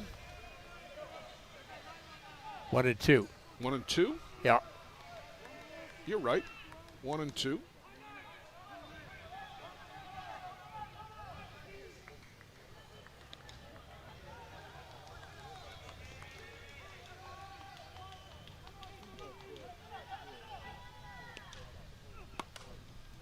Laced out the right side, but that is through the trees and will roll across the parkway. Good plan by Garcia to take that, willing to take that ball the other way. 2 fresh ones come in from the dugout, and meanwhile the other one comes in from right field. And despite having one in hand and offered the other 2, Steve Norman will play the I like this one game. Yeah.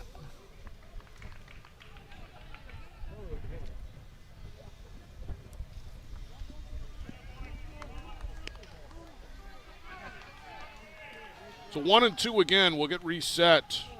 Alejandro Garcia trying to drive in 1 or more here in the bottom of the 5th and tie or perhaps even take the lead. Called strike 3. Can't get the bat off the shoulder. Steve Norman freezes Alejandro Garcia at the plate.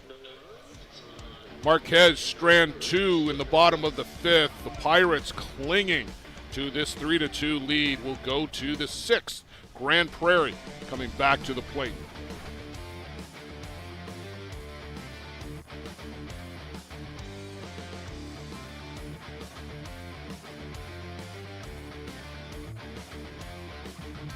Peligro Sports provides the essentials needed to give your team an edge on the field. Our brand is rooted in creating a unique experience tailored to the specific needs of your team to ensure your performance is at the best level to execute plays. At Peligro Sports, we rally behind our athletes and understand their fight to take their game to a dangerous level. Visit our store at 2200 Amsterdam Avenue in New York City or see us online at peligrosportsnyc.com. Thanks to Jose and Peligro Sports for their support of the broadcast program.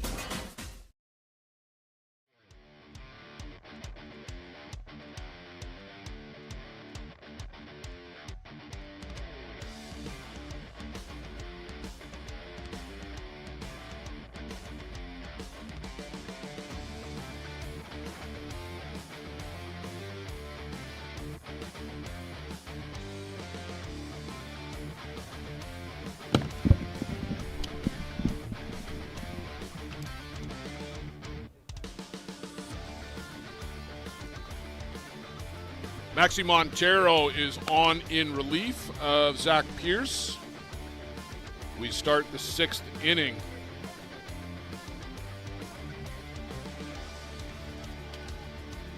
Montero went the distance the other night against the New York Gremlins. There it is. Bear Creek Gremlins, 15 years.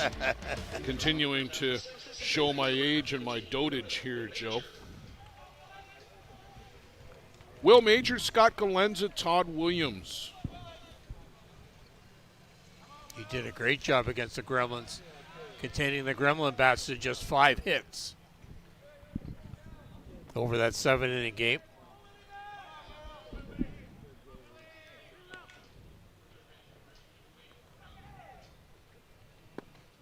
Swing and a miss there by Major. And this is a little bit different look. Joe Montero will want to keep the ball down, the drop, his best pitch. Mix in the change. That steady diet of rise balls that you got from Zach Pierce will just disappear into your memory bank.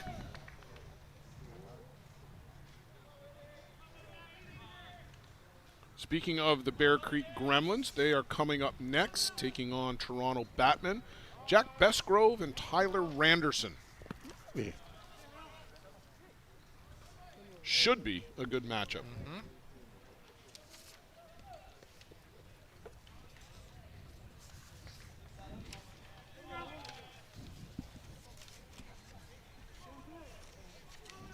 Two balls, 2 strikes to Will Major.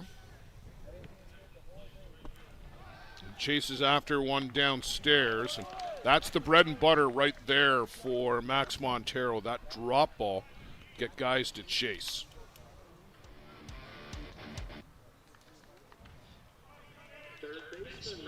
Just the bottom falls out of that pitch. Scott Galenza robbed of a base hit the last time around. And this one a line shot. Boy, he doesn't waste any time, does he, Joe? No. I think he's been up. His last 2 at-bats, he's seen 2 pitches. I was about to say what a great play Guadalupe Ion had made on his previous at-bat, and didn't give me enough time to get the words out. Todd Williams to the plate. Todd struck out swinging, struck out looking, has not had a lot of luck against Zach Pierce. He's probably quite happy to see the pitching change.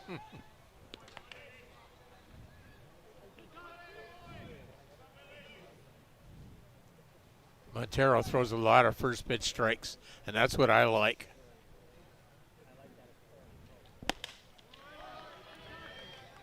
Cuts through a rare rise ball from Montero.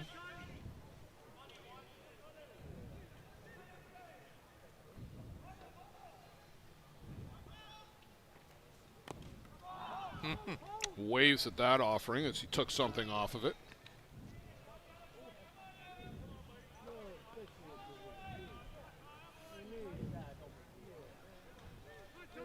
Montero's a very smart pitcher.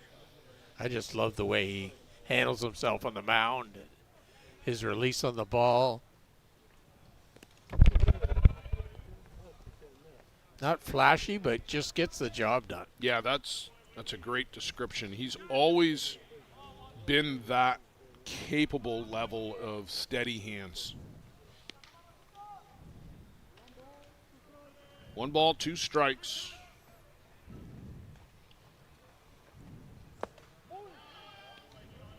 Just misses inside, 2-2.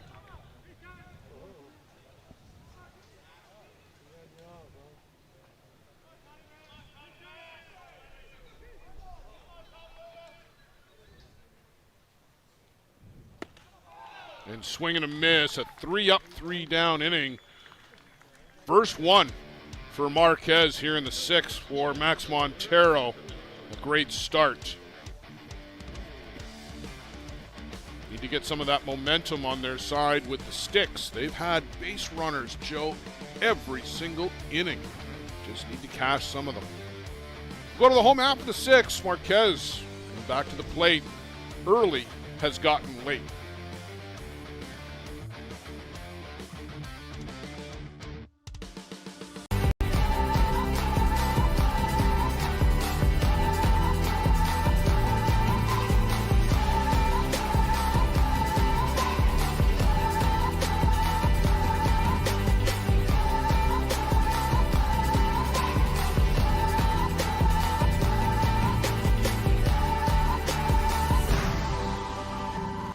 Dream catcher, inch by inch, we'll fight to make the lives of First Nations people in this community, this province, and on this continent better.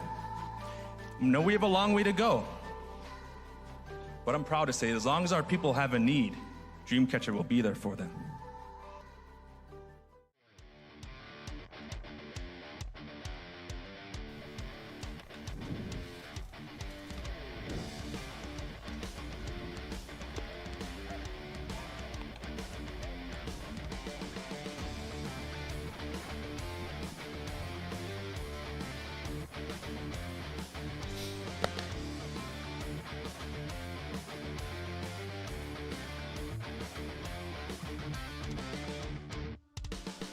Steve Norman to face Fabian Vizcaíno, Joseph Sosa, and Gabriel Medina.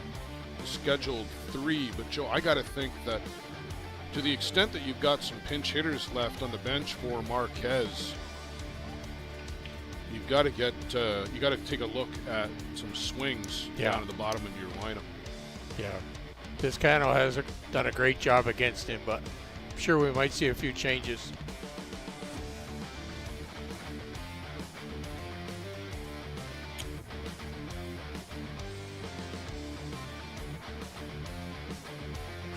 Okay, I think Ed Otterman has been asked to go take a look at Steve Norman and his hand. That's what it looks like. Because they were talking with the Marquez group, and now they've gone over to go check on Steve Norman. And some mind games, maybe, Joe? Yeah. Here comes Chris Waverick striding out with intent. Yeah. And I think maybe just a little bit of mind games. Oh, yeah. Trying to get an edge. Well, he took something off. Maybe a Band-Aid or something, potentially. I don't know. He took something off, and he handed it to Donnie Atkinson. Uh-huh.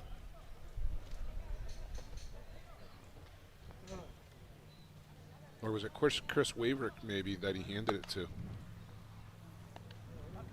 I don't know. Marquez guys saw something. Yeah. Yeah, maybe it was a Band-Aid. I don't know. We didn't see exactly what it was, but something came off, it looked like. On his pitching hand.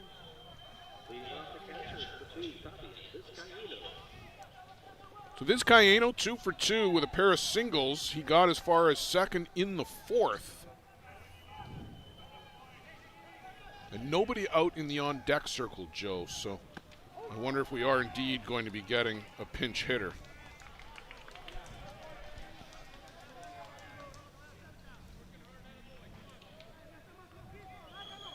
Is that Marco Diaz, who just sat down on the Marquez side? I think it is, in the stands. The beige shirt. That one is lifted out to the left. That's going to fall away. The United Chiefs on a day off today. But Diaz would have a lot of friends on this Marquez squad. Hey, it wouldn't be the first time a ball player has come to the ballpark on his day off. Yeah, no.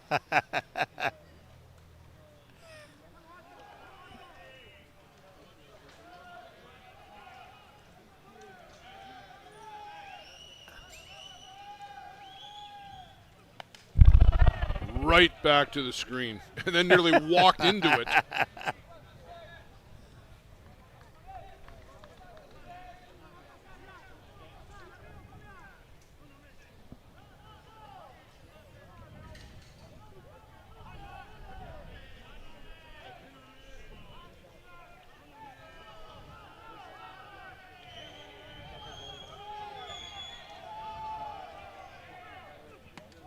Off the plate for a ball, 1-2.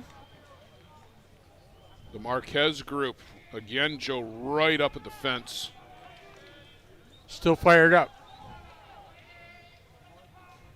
Well, this is an elimination game. You lose here, your World Tournament ride is over.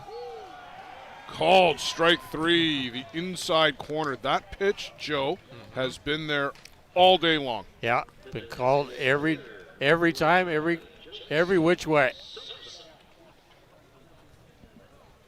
You would think the batters would pick that up. Well, that was the same pitch that he rung up Alejandro Garcia on to end the inning prior.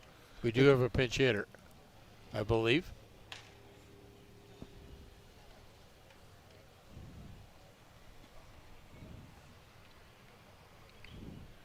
Eric Urbanea, the legend from Venezuela.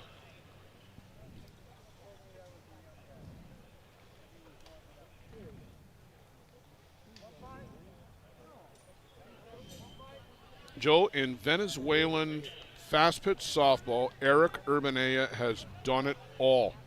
Pitching, hitting, championships, been on the national team for years, and still playing the game at a high level. Very well respected.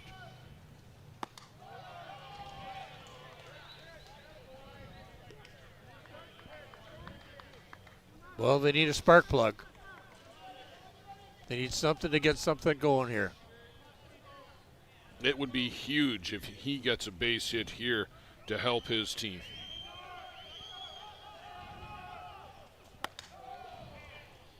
Off the outside corner. Ball 2. Good hitter's count here for a guy with some pop in the bat. The flag out there in the boardwalk has gone limp.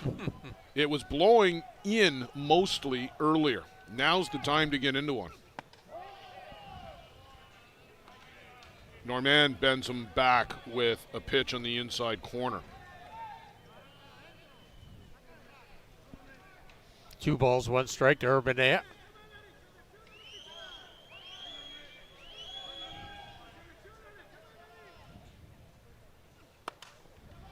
Punched out to right, retreating back.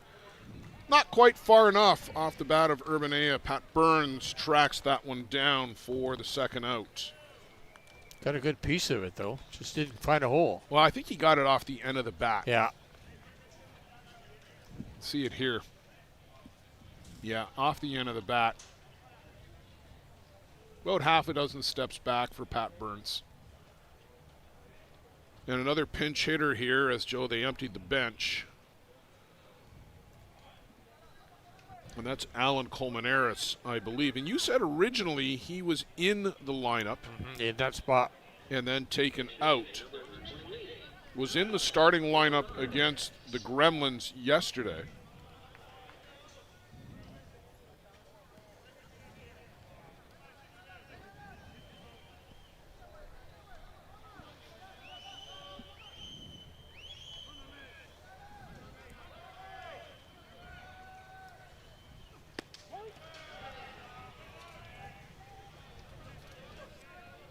They open with a strike. Colmenares was 0 for 2 against Jack Besgrove, a ground out and a strikeout.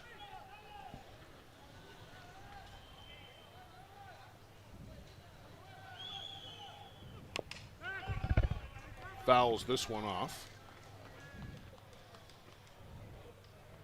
Normand up early now, the count.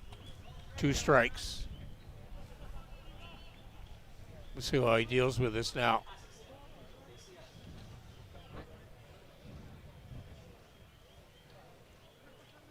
He's been really working on those right-handed batters on that inside pitch, so we'll see if he follows that up. I would think they got to go right to that inside corner. Yeah.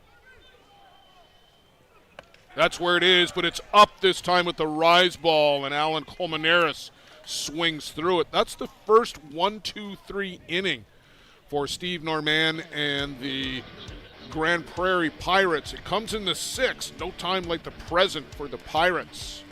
Opportunity to maybe add one here. We'll go to the top of the 7th. Grand Prairie still out in front, 3-2.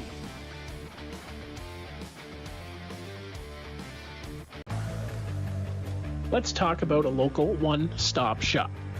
Live Well for Life is just that, a fitness, nutrition, and therapy facility all under one roof. Located at 3878 Wellington Street in Mitchell, Ontario, you can get so much done in just one visit. A full complement of staff on hand include chiropractic, massage, and personal training to get you back to your healthy self. Find them on the web at livewellforlifeinc.com or give Live Well for Life, a proud sponsor of the broadcast program.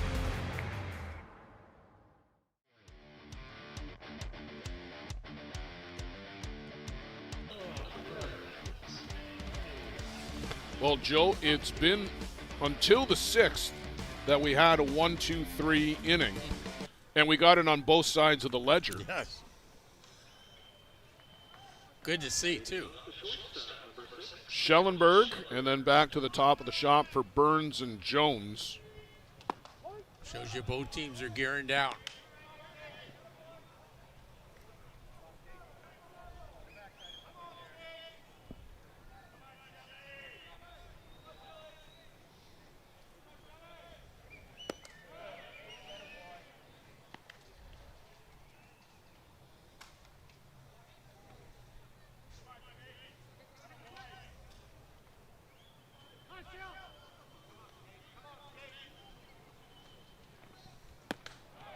Big cut by Kevin Schellenberg, comes up empty there.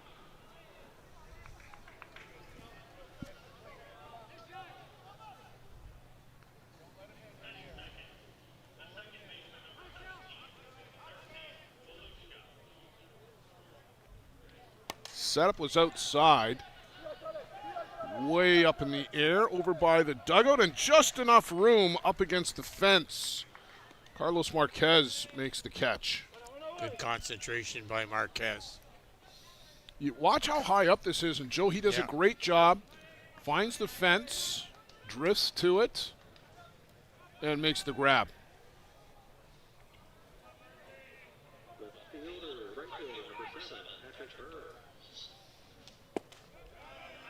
Burns now at the plate. Been caught looking twice, Joe, the last 2 at-bats. Yeah.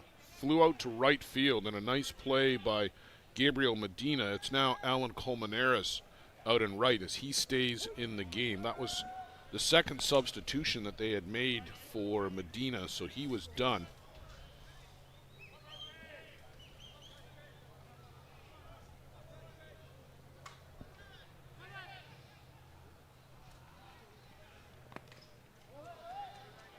And that's fouled off at the plate. I don't really recall Pat Burns as the bunting type. No. Sometimes getting to bunt, though, get your eye on the ball. I still have a belief in that. It's not like me to predict that Pat Burns is going to lay down a bunt. No. On the infield to Luna, and over to first for the second out of the inning. Well, he got contact. A couple years ago at the Canadians that were held at Softball City in late 2023, you couldn't get him out. He had slow pitch numbers, like 850 or something like that. It was ridiculous.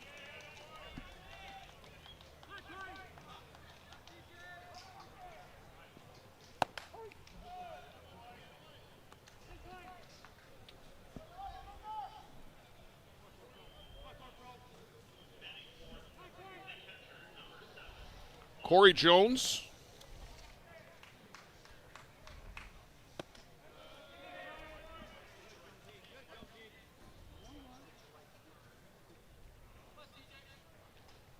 Corey singled back in the first and scored.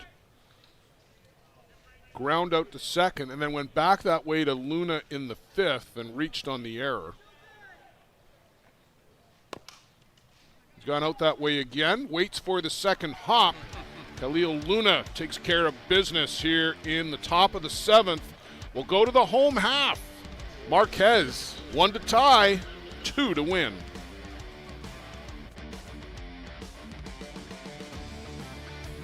Welcome to Mont Hill Golf and Country Club. With our beautiful 27-hole golf course open to the public, we work tirelessly to ensure your time with us is second to none. Well, here you'll be able to enjoy an incredible dining experience at our very own Big Pete's Steakhouse. Play some of the best courses in the world with our state-of-the-art golf simulators. Upgrade your gear with the top brands at our pro shop, or host a stunning wedding, event, or conference inside one of our beautiful ballrooms. Learn all this and more at monthill.ca. We can't wait to see you soon.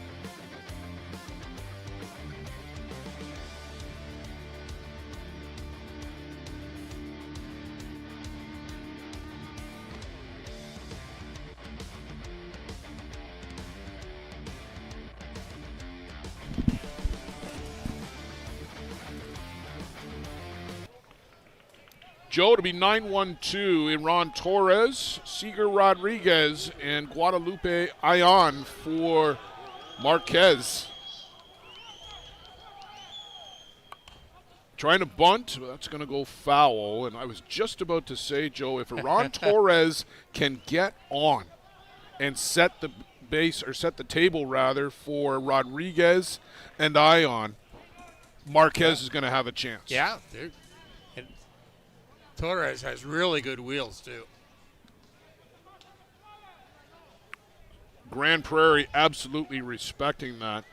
Look how far in both Jones and Galenza are on the corners. Creeping in a couple more steps again. Looking for the bunt, and he was running the hand up the barrel, but took the pitch on the outside corner for ball one.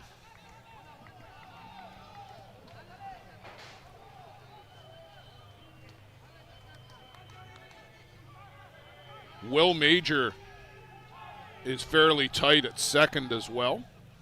And this one's upstairs from Steve Marman.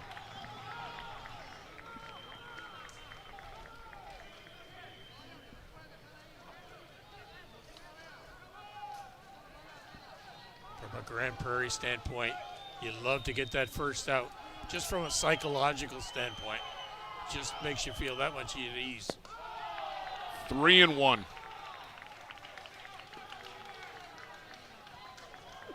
Now he's got to come to the batter now.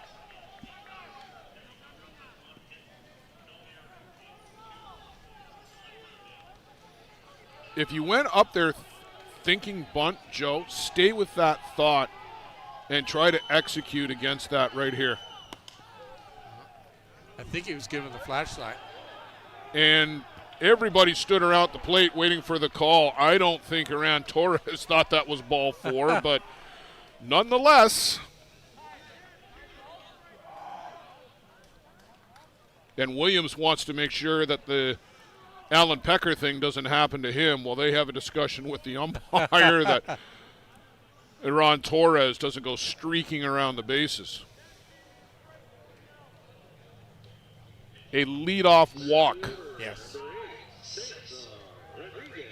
Cesar Rodriguez. 2 walks and flied out to center field. And again, Joe, Braden Arcan is way over towards left. And frankly, way off the line out and right. I'm not sure what dictates that. Is Pat Burns. Yeah. On the move is Torres. The throw bounced, and Schellenberg had to go get the bounce, and that was enough for Torres to slide in safely. We'll see it again here on the replay.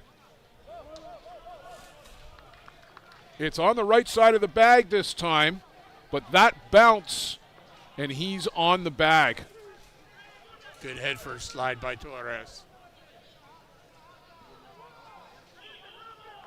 Now, Joe, you just need something onto the grass. With his wheels, unless it's smashed right at an outfielder, he's going to score. Would you lay down a bunt here? No. I'm not sacrificing it out here just to get him to third. He's in scoring position. But they do. Galenza, snap throw over. Okay, but he was in scoring position. Yeah. No, but now he's going to score on a sacrifice fly. Gives you that option.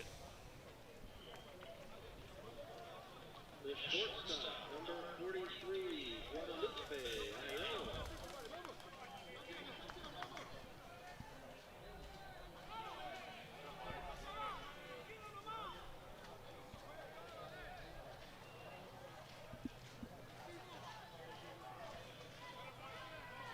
Well, Joe, I like the strategy as you've outlined it because now you've drawn the infield in as well.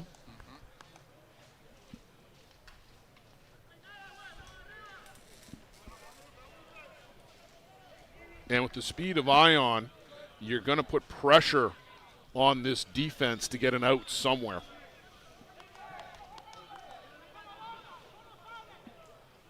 Put the ball in play. Double and a single. Will Major made a good play on his first out back in the first inning. That was a real good play to come get a little soft roller.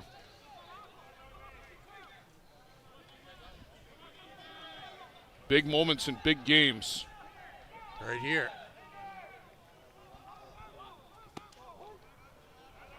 Off the outside corner.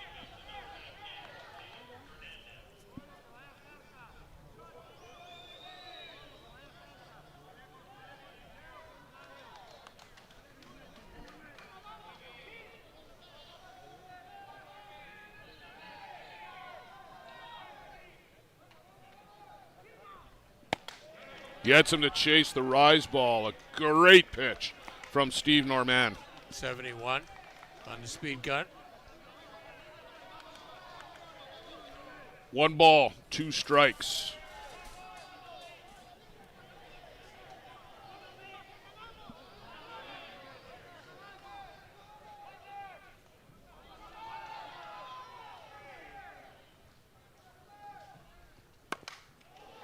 Through the infield, Ion delivers. Marquez, tie ball game. Yes.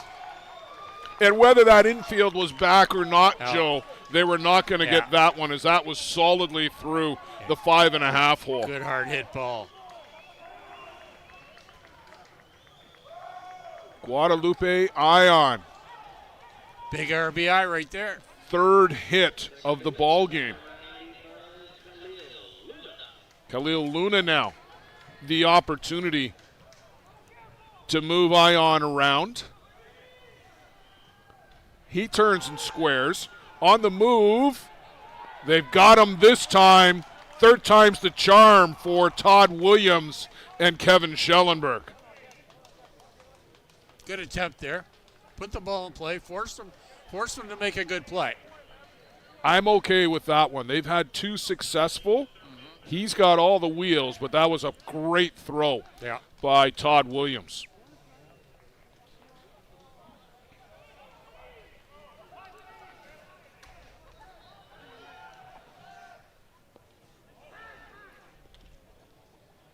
Ball on the field.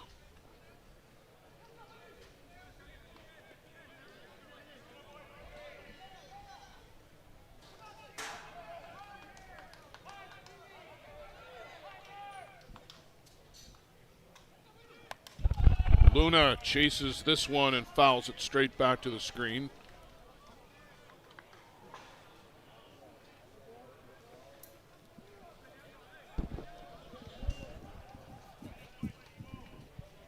Oh, 0-2 to the Argentine national team member.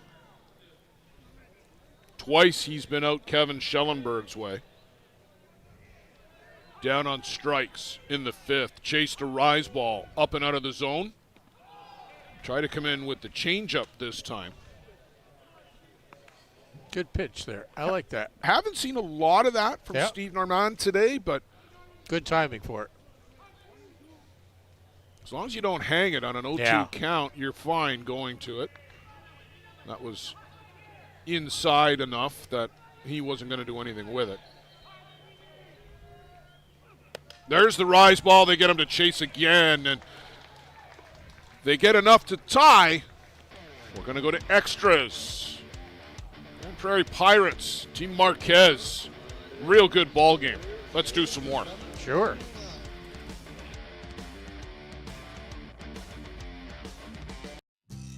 A metal roof lasts a lifetime. Thousands trust Metal Roof Outlet to install stylish, stone-coated metal roofing that looks just like traditional shingles. Make a smart and worthwhile investment for your home with Metal Roof Outlet. Contact us through metalroofoutlet.com to get a quote for a roof replacement anywhere in Southern Ontario. Because when you trust Metal Roof Outlet with your roof replacement, it may be the last time you ever replace your roof.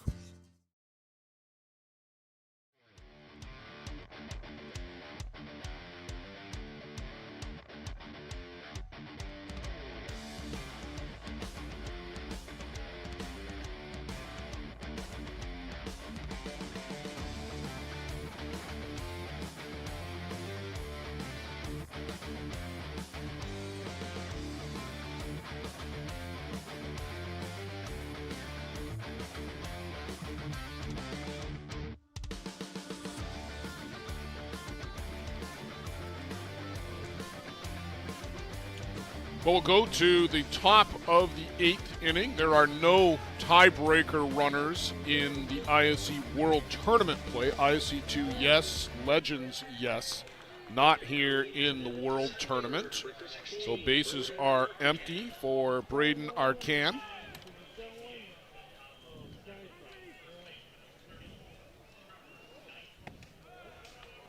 Downstairs to Montero.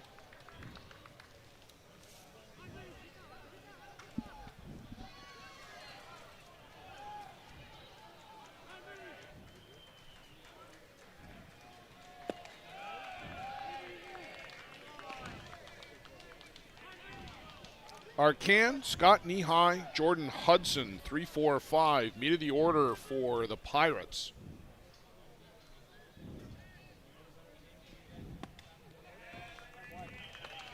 And a leadoff walk, ball 4, as that one comes inside to Braden Arcan.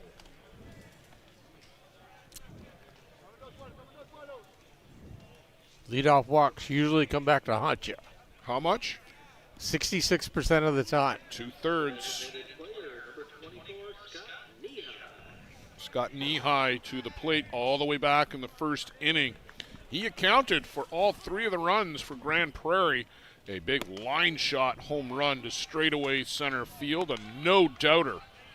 A laser beam right from the get-go.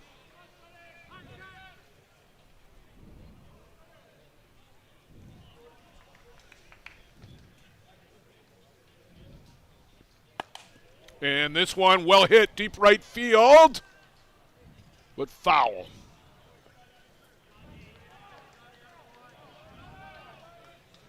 That's twice now that he's laced one down the right field line, but just too far out in front of it.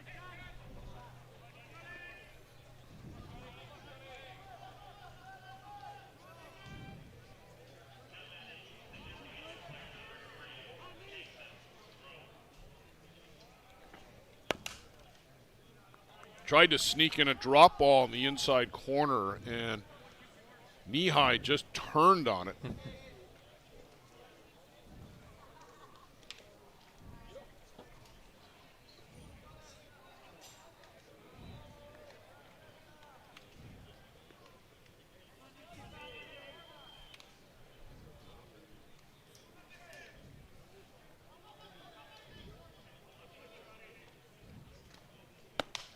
swing and a miss. Montero gets a rise ball past Scott Knee-high here in the top of the 8th. Good clutch out. A big out. Good clutch out.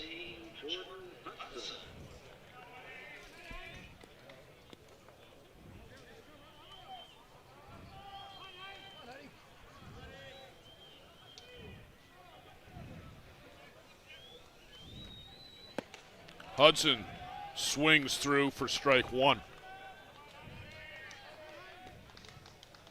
Hudson's a good pull hitter.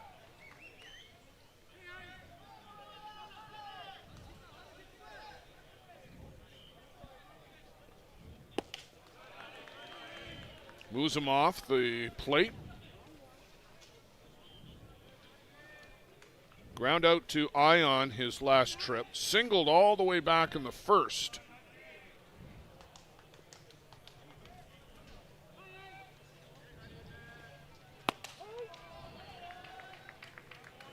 Strike on the outside corner. So 1-2.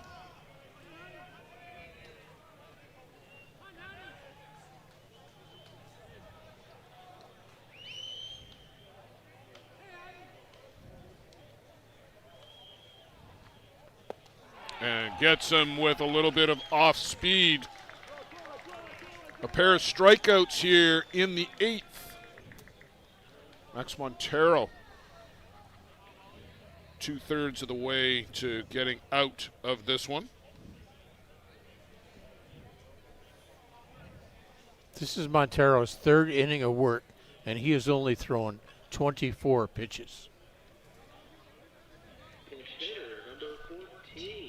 Chris Walushka on to pinch hit. That's somebody they've been hiding on the bench, Joe. Wally has got all kinds of big game experience.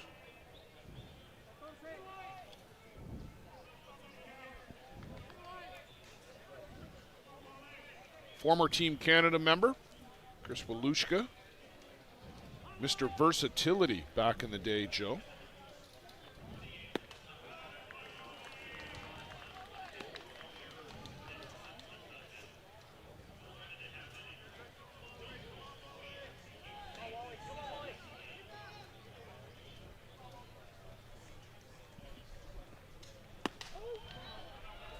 In for a strike.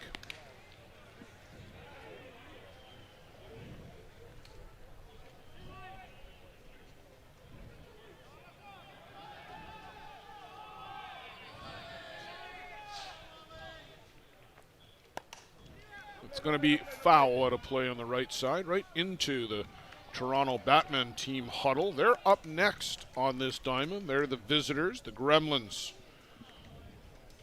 Brought some contrasting jerseys today.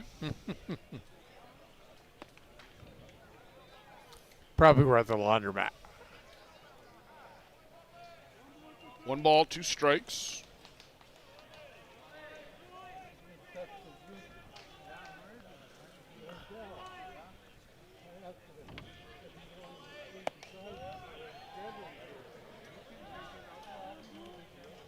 Two and two make it.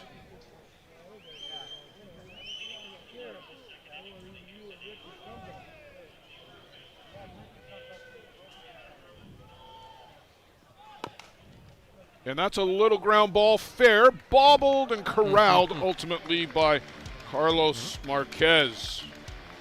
So a leadoff walk is stranded. We'll go to the home half of the 8th, Joe. We'll see what Marquez can manage here.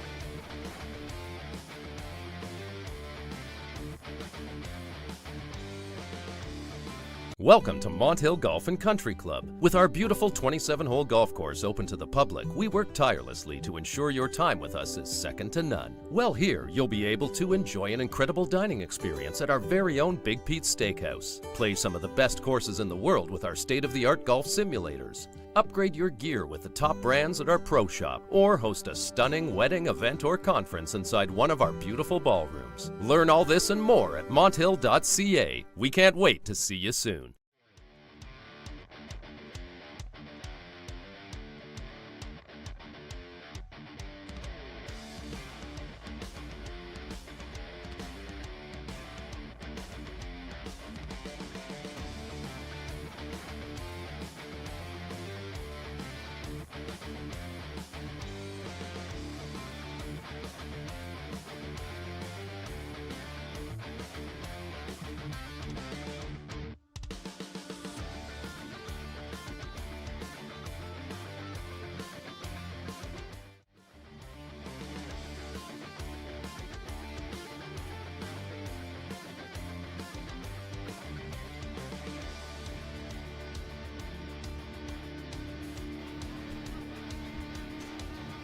Carlos Marquez, Alejandro Garcia, and Fabian Vizcaíno. 4, 5, and 6. And Joe, as this game has gone on, Steve Norman has been racking up more and more strikeouts with the big rise ball. Yeah, he's done a great job. 10 strikeouts so far in the game. 4 walks.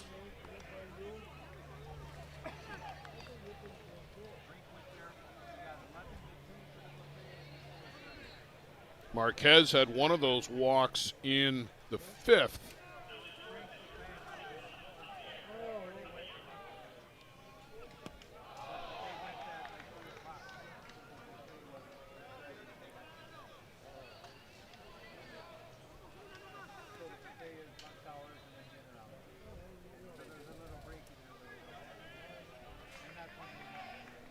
Marquez all lined up again on the bench. Way up in the air. Major will come in and make the grab 10 feet behind the circle. Major pop-up. A major league pop-up. Pun intended.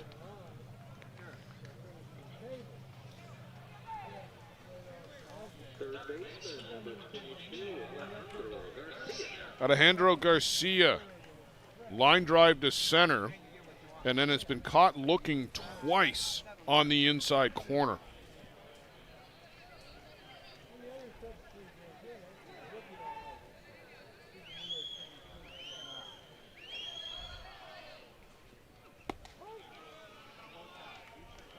Strike on the outside corner for an opener.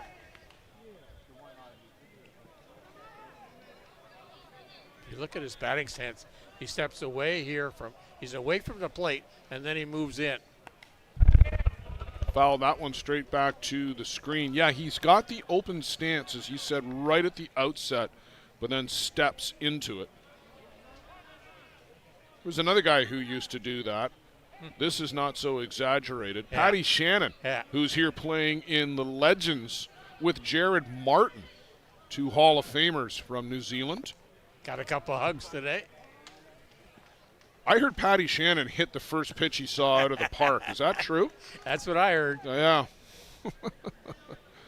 I think he did that when he made his return to the ISC as well. Some things don't change. No, nothing.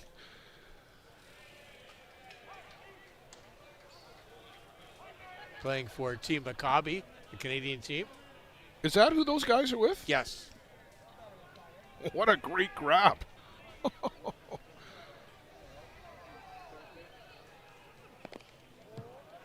That one went off the knob of the bat, I think. Can you run that one again?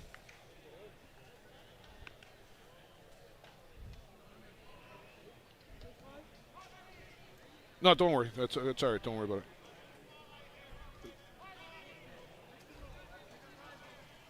Yeah, right off the knob of the bat.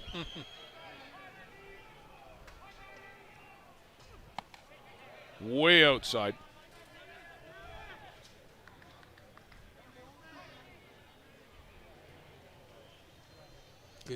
Good waist pitch there.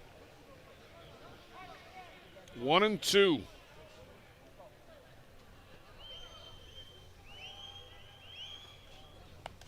Oh, and right back to the screen again, and everybody had to do the matrix to get out of the way of the ball coming back off the mesh. Oh, you've already had an 11-inning game on this diamond today. Oh, Joe. So. Thank you. Thank you for reminding us of that. Yeah. Well, just in case people are tuning in, trying to look for their 6 o'clock game. 6:43 Central Time. This was a scheduled 3 p.m. start. We got underway at 3:53.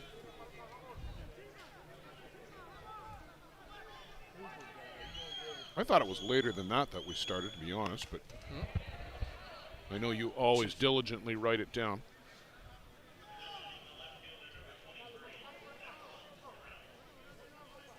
But yes, there was an 11-inning game on this diamond 2 games ago.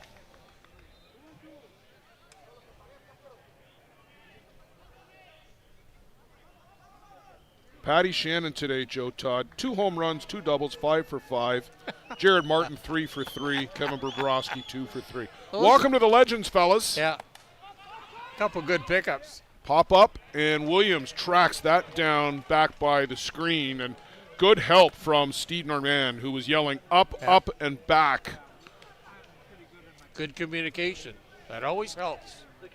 Catcher's flipping off a mask. Doesn't know where that ball is. Fabian Vizcaino.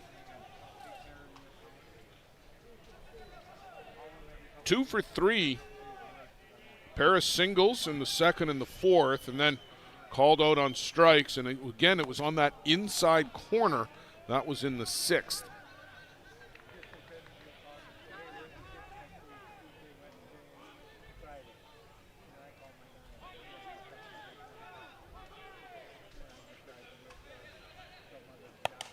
This one is lifted out to left.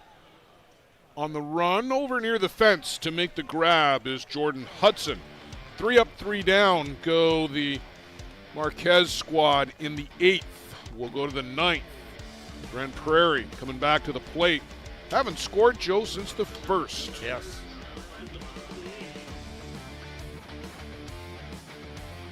How confident are you in your organization's security posture? If your answer isn't 100%, you're not alone. Most organizations aren't doing enough to protect their data, and they know it. With Armitage technology, you can stop worrying about IT security issues so you can focus on moving your business forward. Our experienced staff monitor and maintain your IT infrastructure to keep your business running. Visit us at armitagetech.com and make your technology work for your business.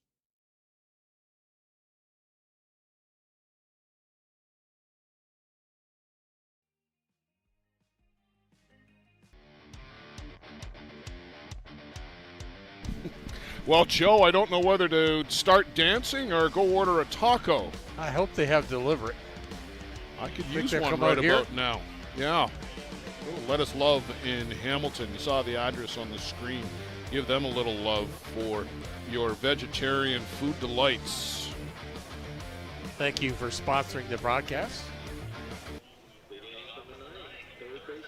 Scott Galenza.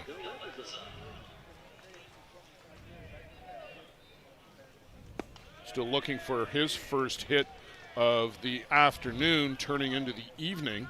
And Joe, he's already going to see more pitches in this at bat than his last couple, as he's going to get to the second pitch. That one's in for a strike. Hit the first pitch in the fourth and the first pitch again in the sixth.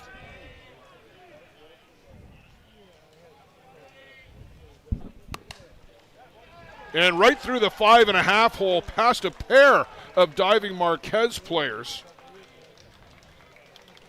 Alejandro Garcia, Guadalupe Ion, neither of them could come up with it.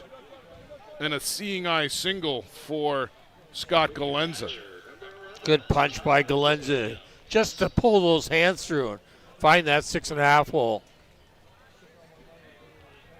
Well, if you're getting it by Ion, you've done something in particular.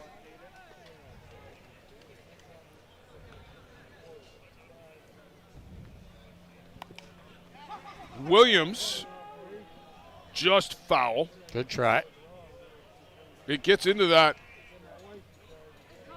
ditch in the batter's box. I don't know what else to call it. Trough in the batter's box, and it rolls back. They tried to get to it before it rolled back, but good call by Abel Chapa.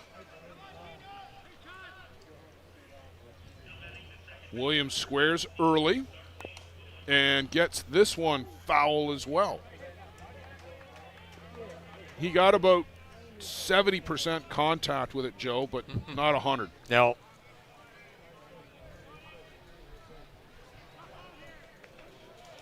So 0-2, and do you have him bunt again? No.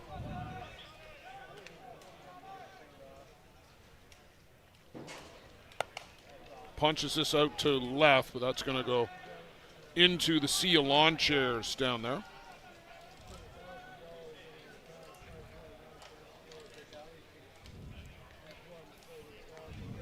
So look at the crowd in the bleachers in and around home plate, and that's basically the same view that we have that you just saw. There's our great center field shot. Swing and a miss, and down goes Todd Williams. He has struggled tonight. Not going to be a favorite memory regardless of how this one ends up for Todd Williams. He'll be a little happier, of course, on the winning side if it turns out that way. 4th strikeout for Montero.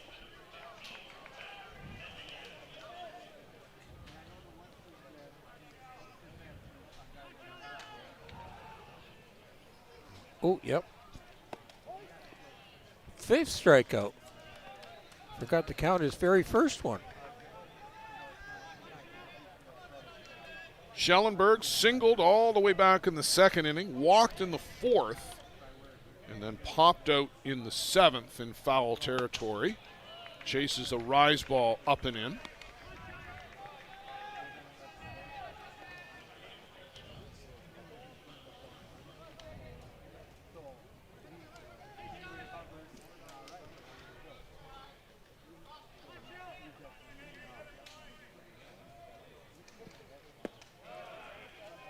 Downstairs to Schellenberg.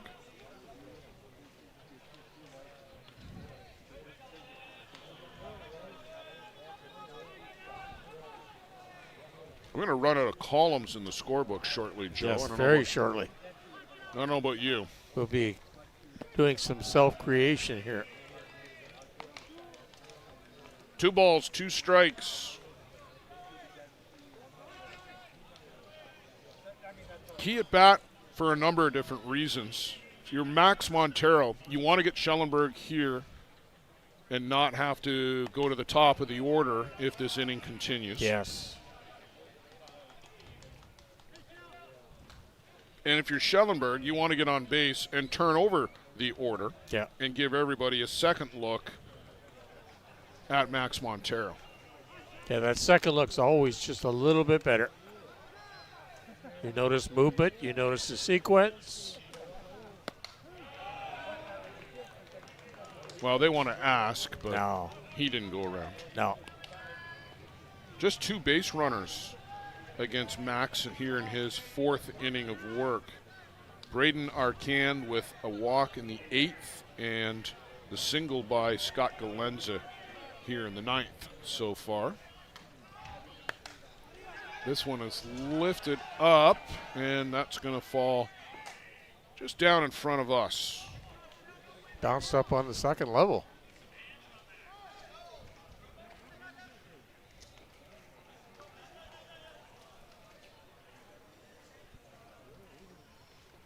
So, Joe, I misspoke. They're going to turn the order over regardless. Yeah. With Burns to come. Just if it's going to be 1 runner on base or if it's going to be 2.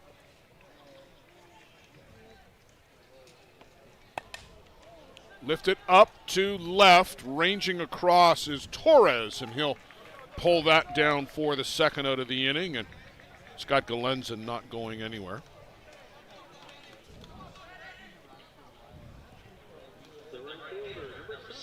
Pat Burns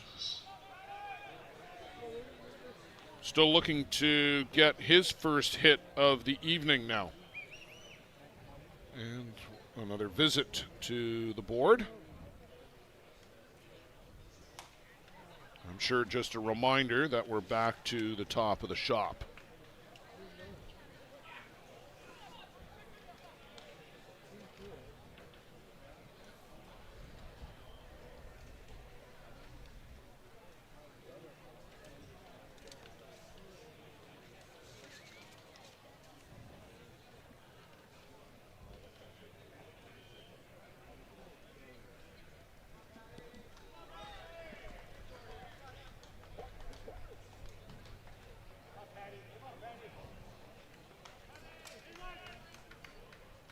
So Burns steps into that right side batter's box. Montero back on the board.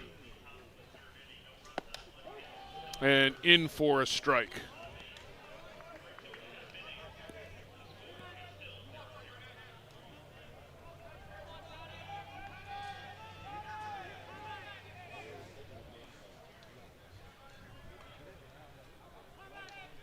Burns went the other way over to second base last time against Montero.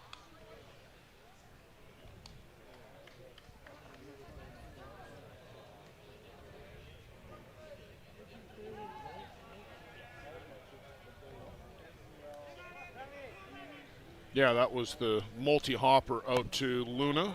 Fights this one off and flared down the right side and foul.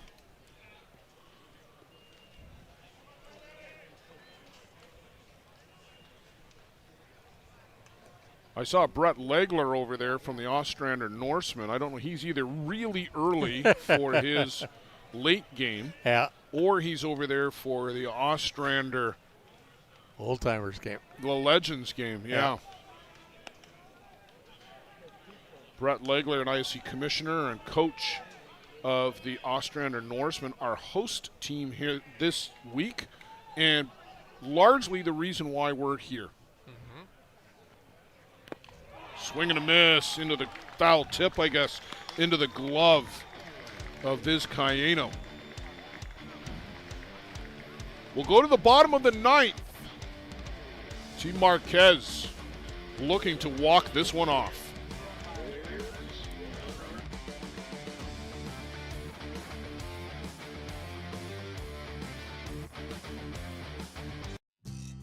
A metal roof lasts a lifetime. Thousands trust Metal Roof Outlet to install stylish, stone-coated metal roofing that looks just like traditional shingles. Make a smart and worthwhile investment for your home with Metal Roof Outlet. Contact us through metalroofoutlet.com to get a quote for a roof replacement anywhere in Southern Ontario. Because when you trust Metal Roof Outlet with your roof replacement, it may be the last time you ever replace your roof.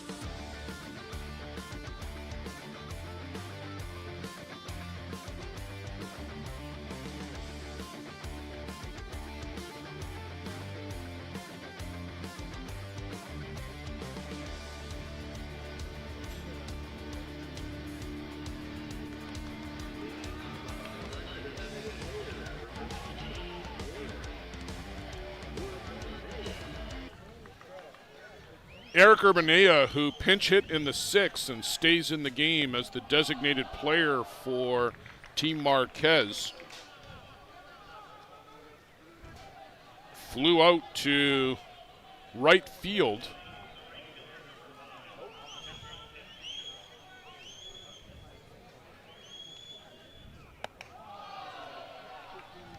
Upstairs, 2-0 to Urbanea. You want to be careful, Joe. Yeah. You do not want to hang on to Eric Urbanea. Good I stick. can remember a video.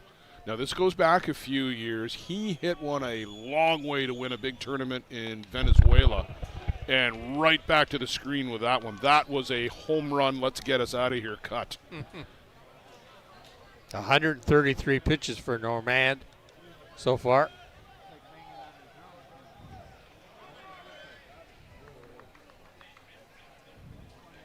Pretty soon going to be touching the Emumata numbers. Well, he's going to be into that category.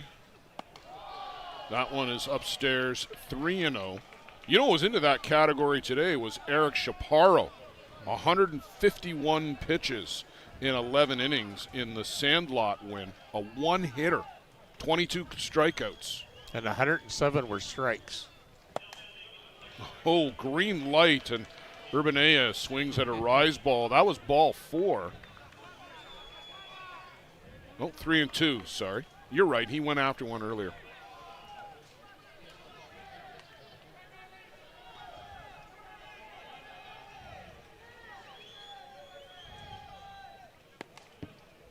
Just to protect that plate now. Yeah, he absolutely was all he was doing with that.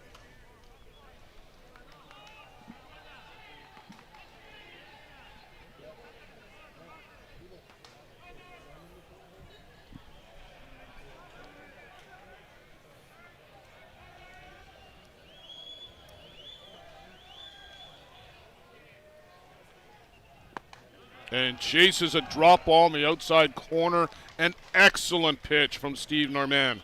Great placement.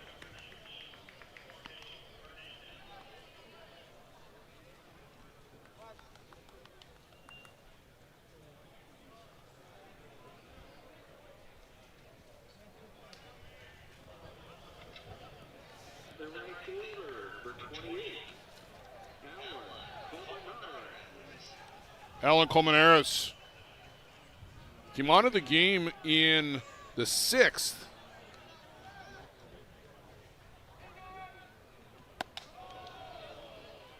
And we don't know, Joe, what happened to get him out of the starting lineup. You said you saw a lineup card that he was on, and then another one arrived where he wasn't. Yeah.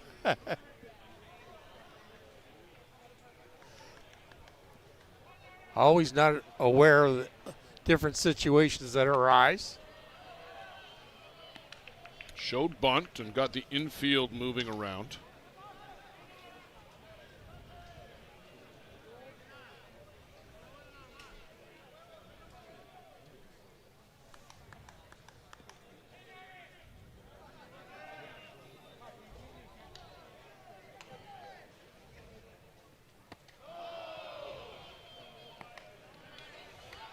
Calling balls and strikes from the bench is Team Marquez.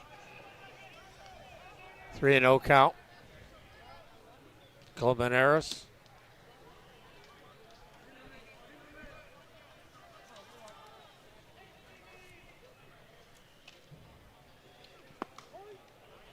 In for a strike. Very deliberately placed.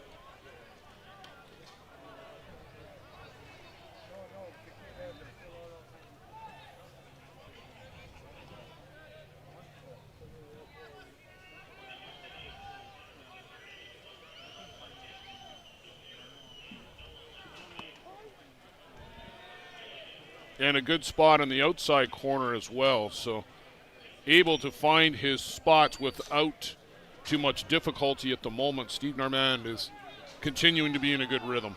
Yeah, worked his way back in the count now.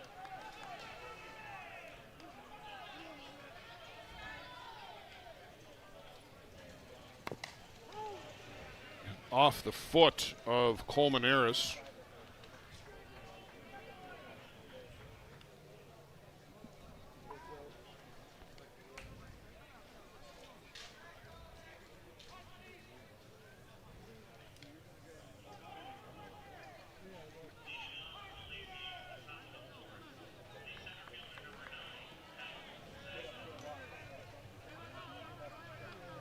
So full count again here in the bottom of the 9th.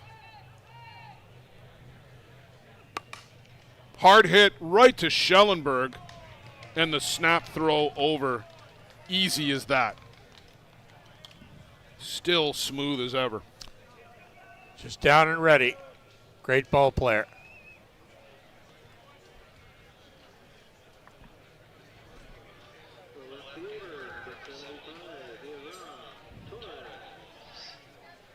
Right on the money. Right fielder Ron Torres. He's the reason why we're in extra innings. A leadoff walk in the bottom of the 7th, stolen base, and came around to ultimately score on a single by Guadalupe Ion.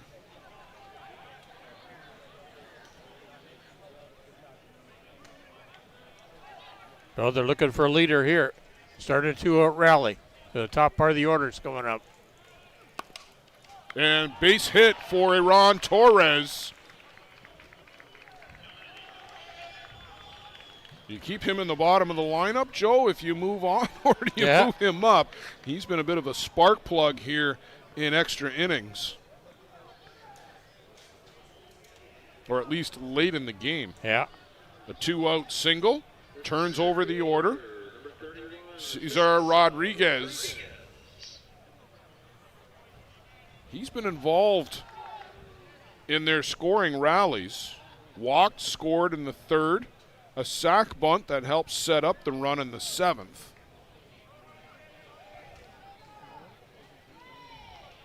His 5th look now at Steve Normand.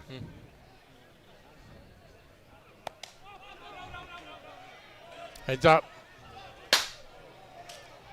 That was pretty close. Yes.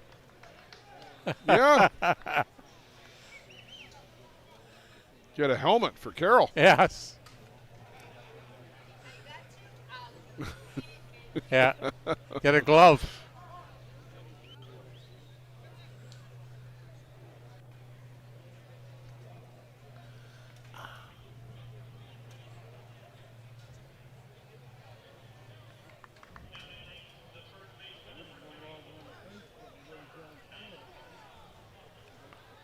So we'll get set here again with Steve Norman.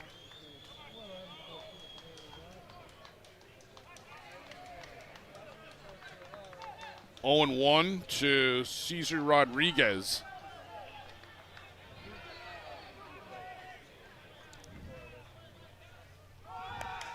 On the move was Torres. Good play. Rodriguez protecting at the plate. Sorry, Joe. Yeah, if he does happen to get thrown out, you got the top part of the order still coming up in the bottom of the 10th.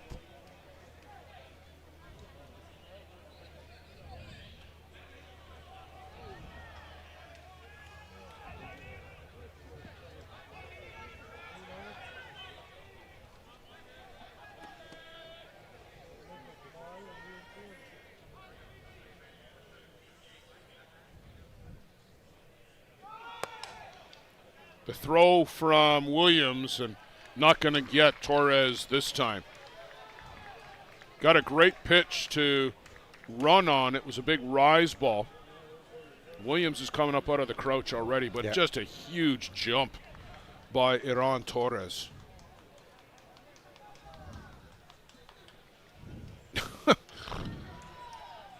Don't know that you need to dive from that height, but nonetheless, he's in. May want to be a little closer to the ground next time. So they get him up into scoring position.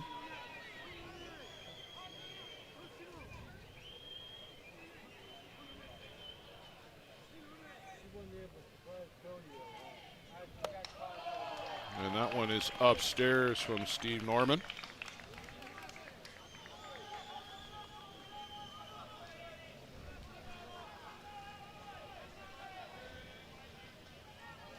Well, this top part of the order has been the productive side, so.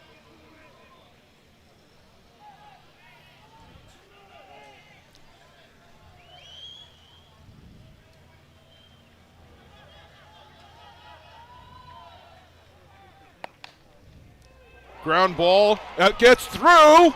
Here comes Torres, and he's going to win it for Marquez. Good hard hit ball there by Rodriguez. A walk-off win for Team Marquez on an unearned run.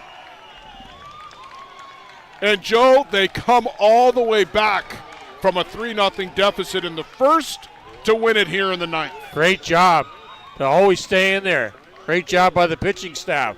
Zachary Pearson, Max Montero to hold that team into a position for them to pick up that victory. It was a long one, but it was worth the wait to see that celebration from Team Marquez. They'll move on in the losers bracket to tomorrow for the Grand Prairie Pirates. An early exit that certainly was not planned by the team from Alberta. Joe Todd, stay with us as we're going to come back in about 20 minutes' time. We'll bring you the New York Gremlins and the Toronto Batmen. The first of our 2 quarterfinal winner bracket games this evening.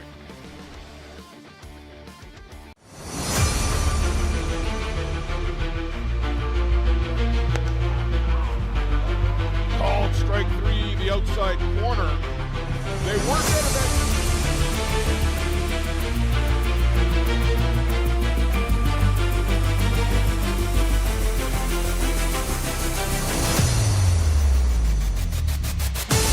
Yeah. High in the air, Villavazo comes to get it, and the Chiefs are back to the top of the mountain. The gloves fly. The celebration is underway.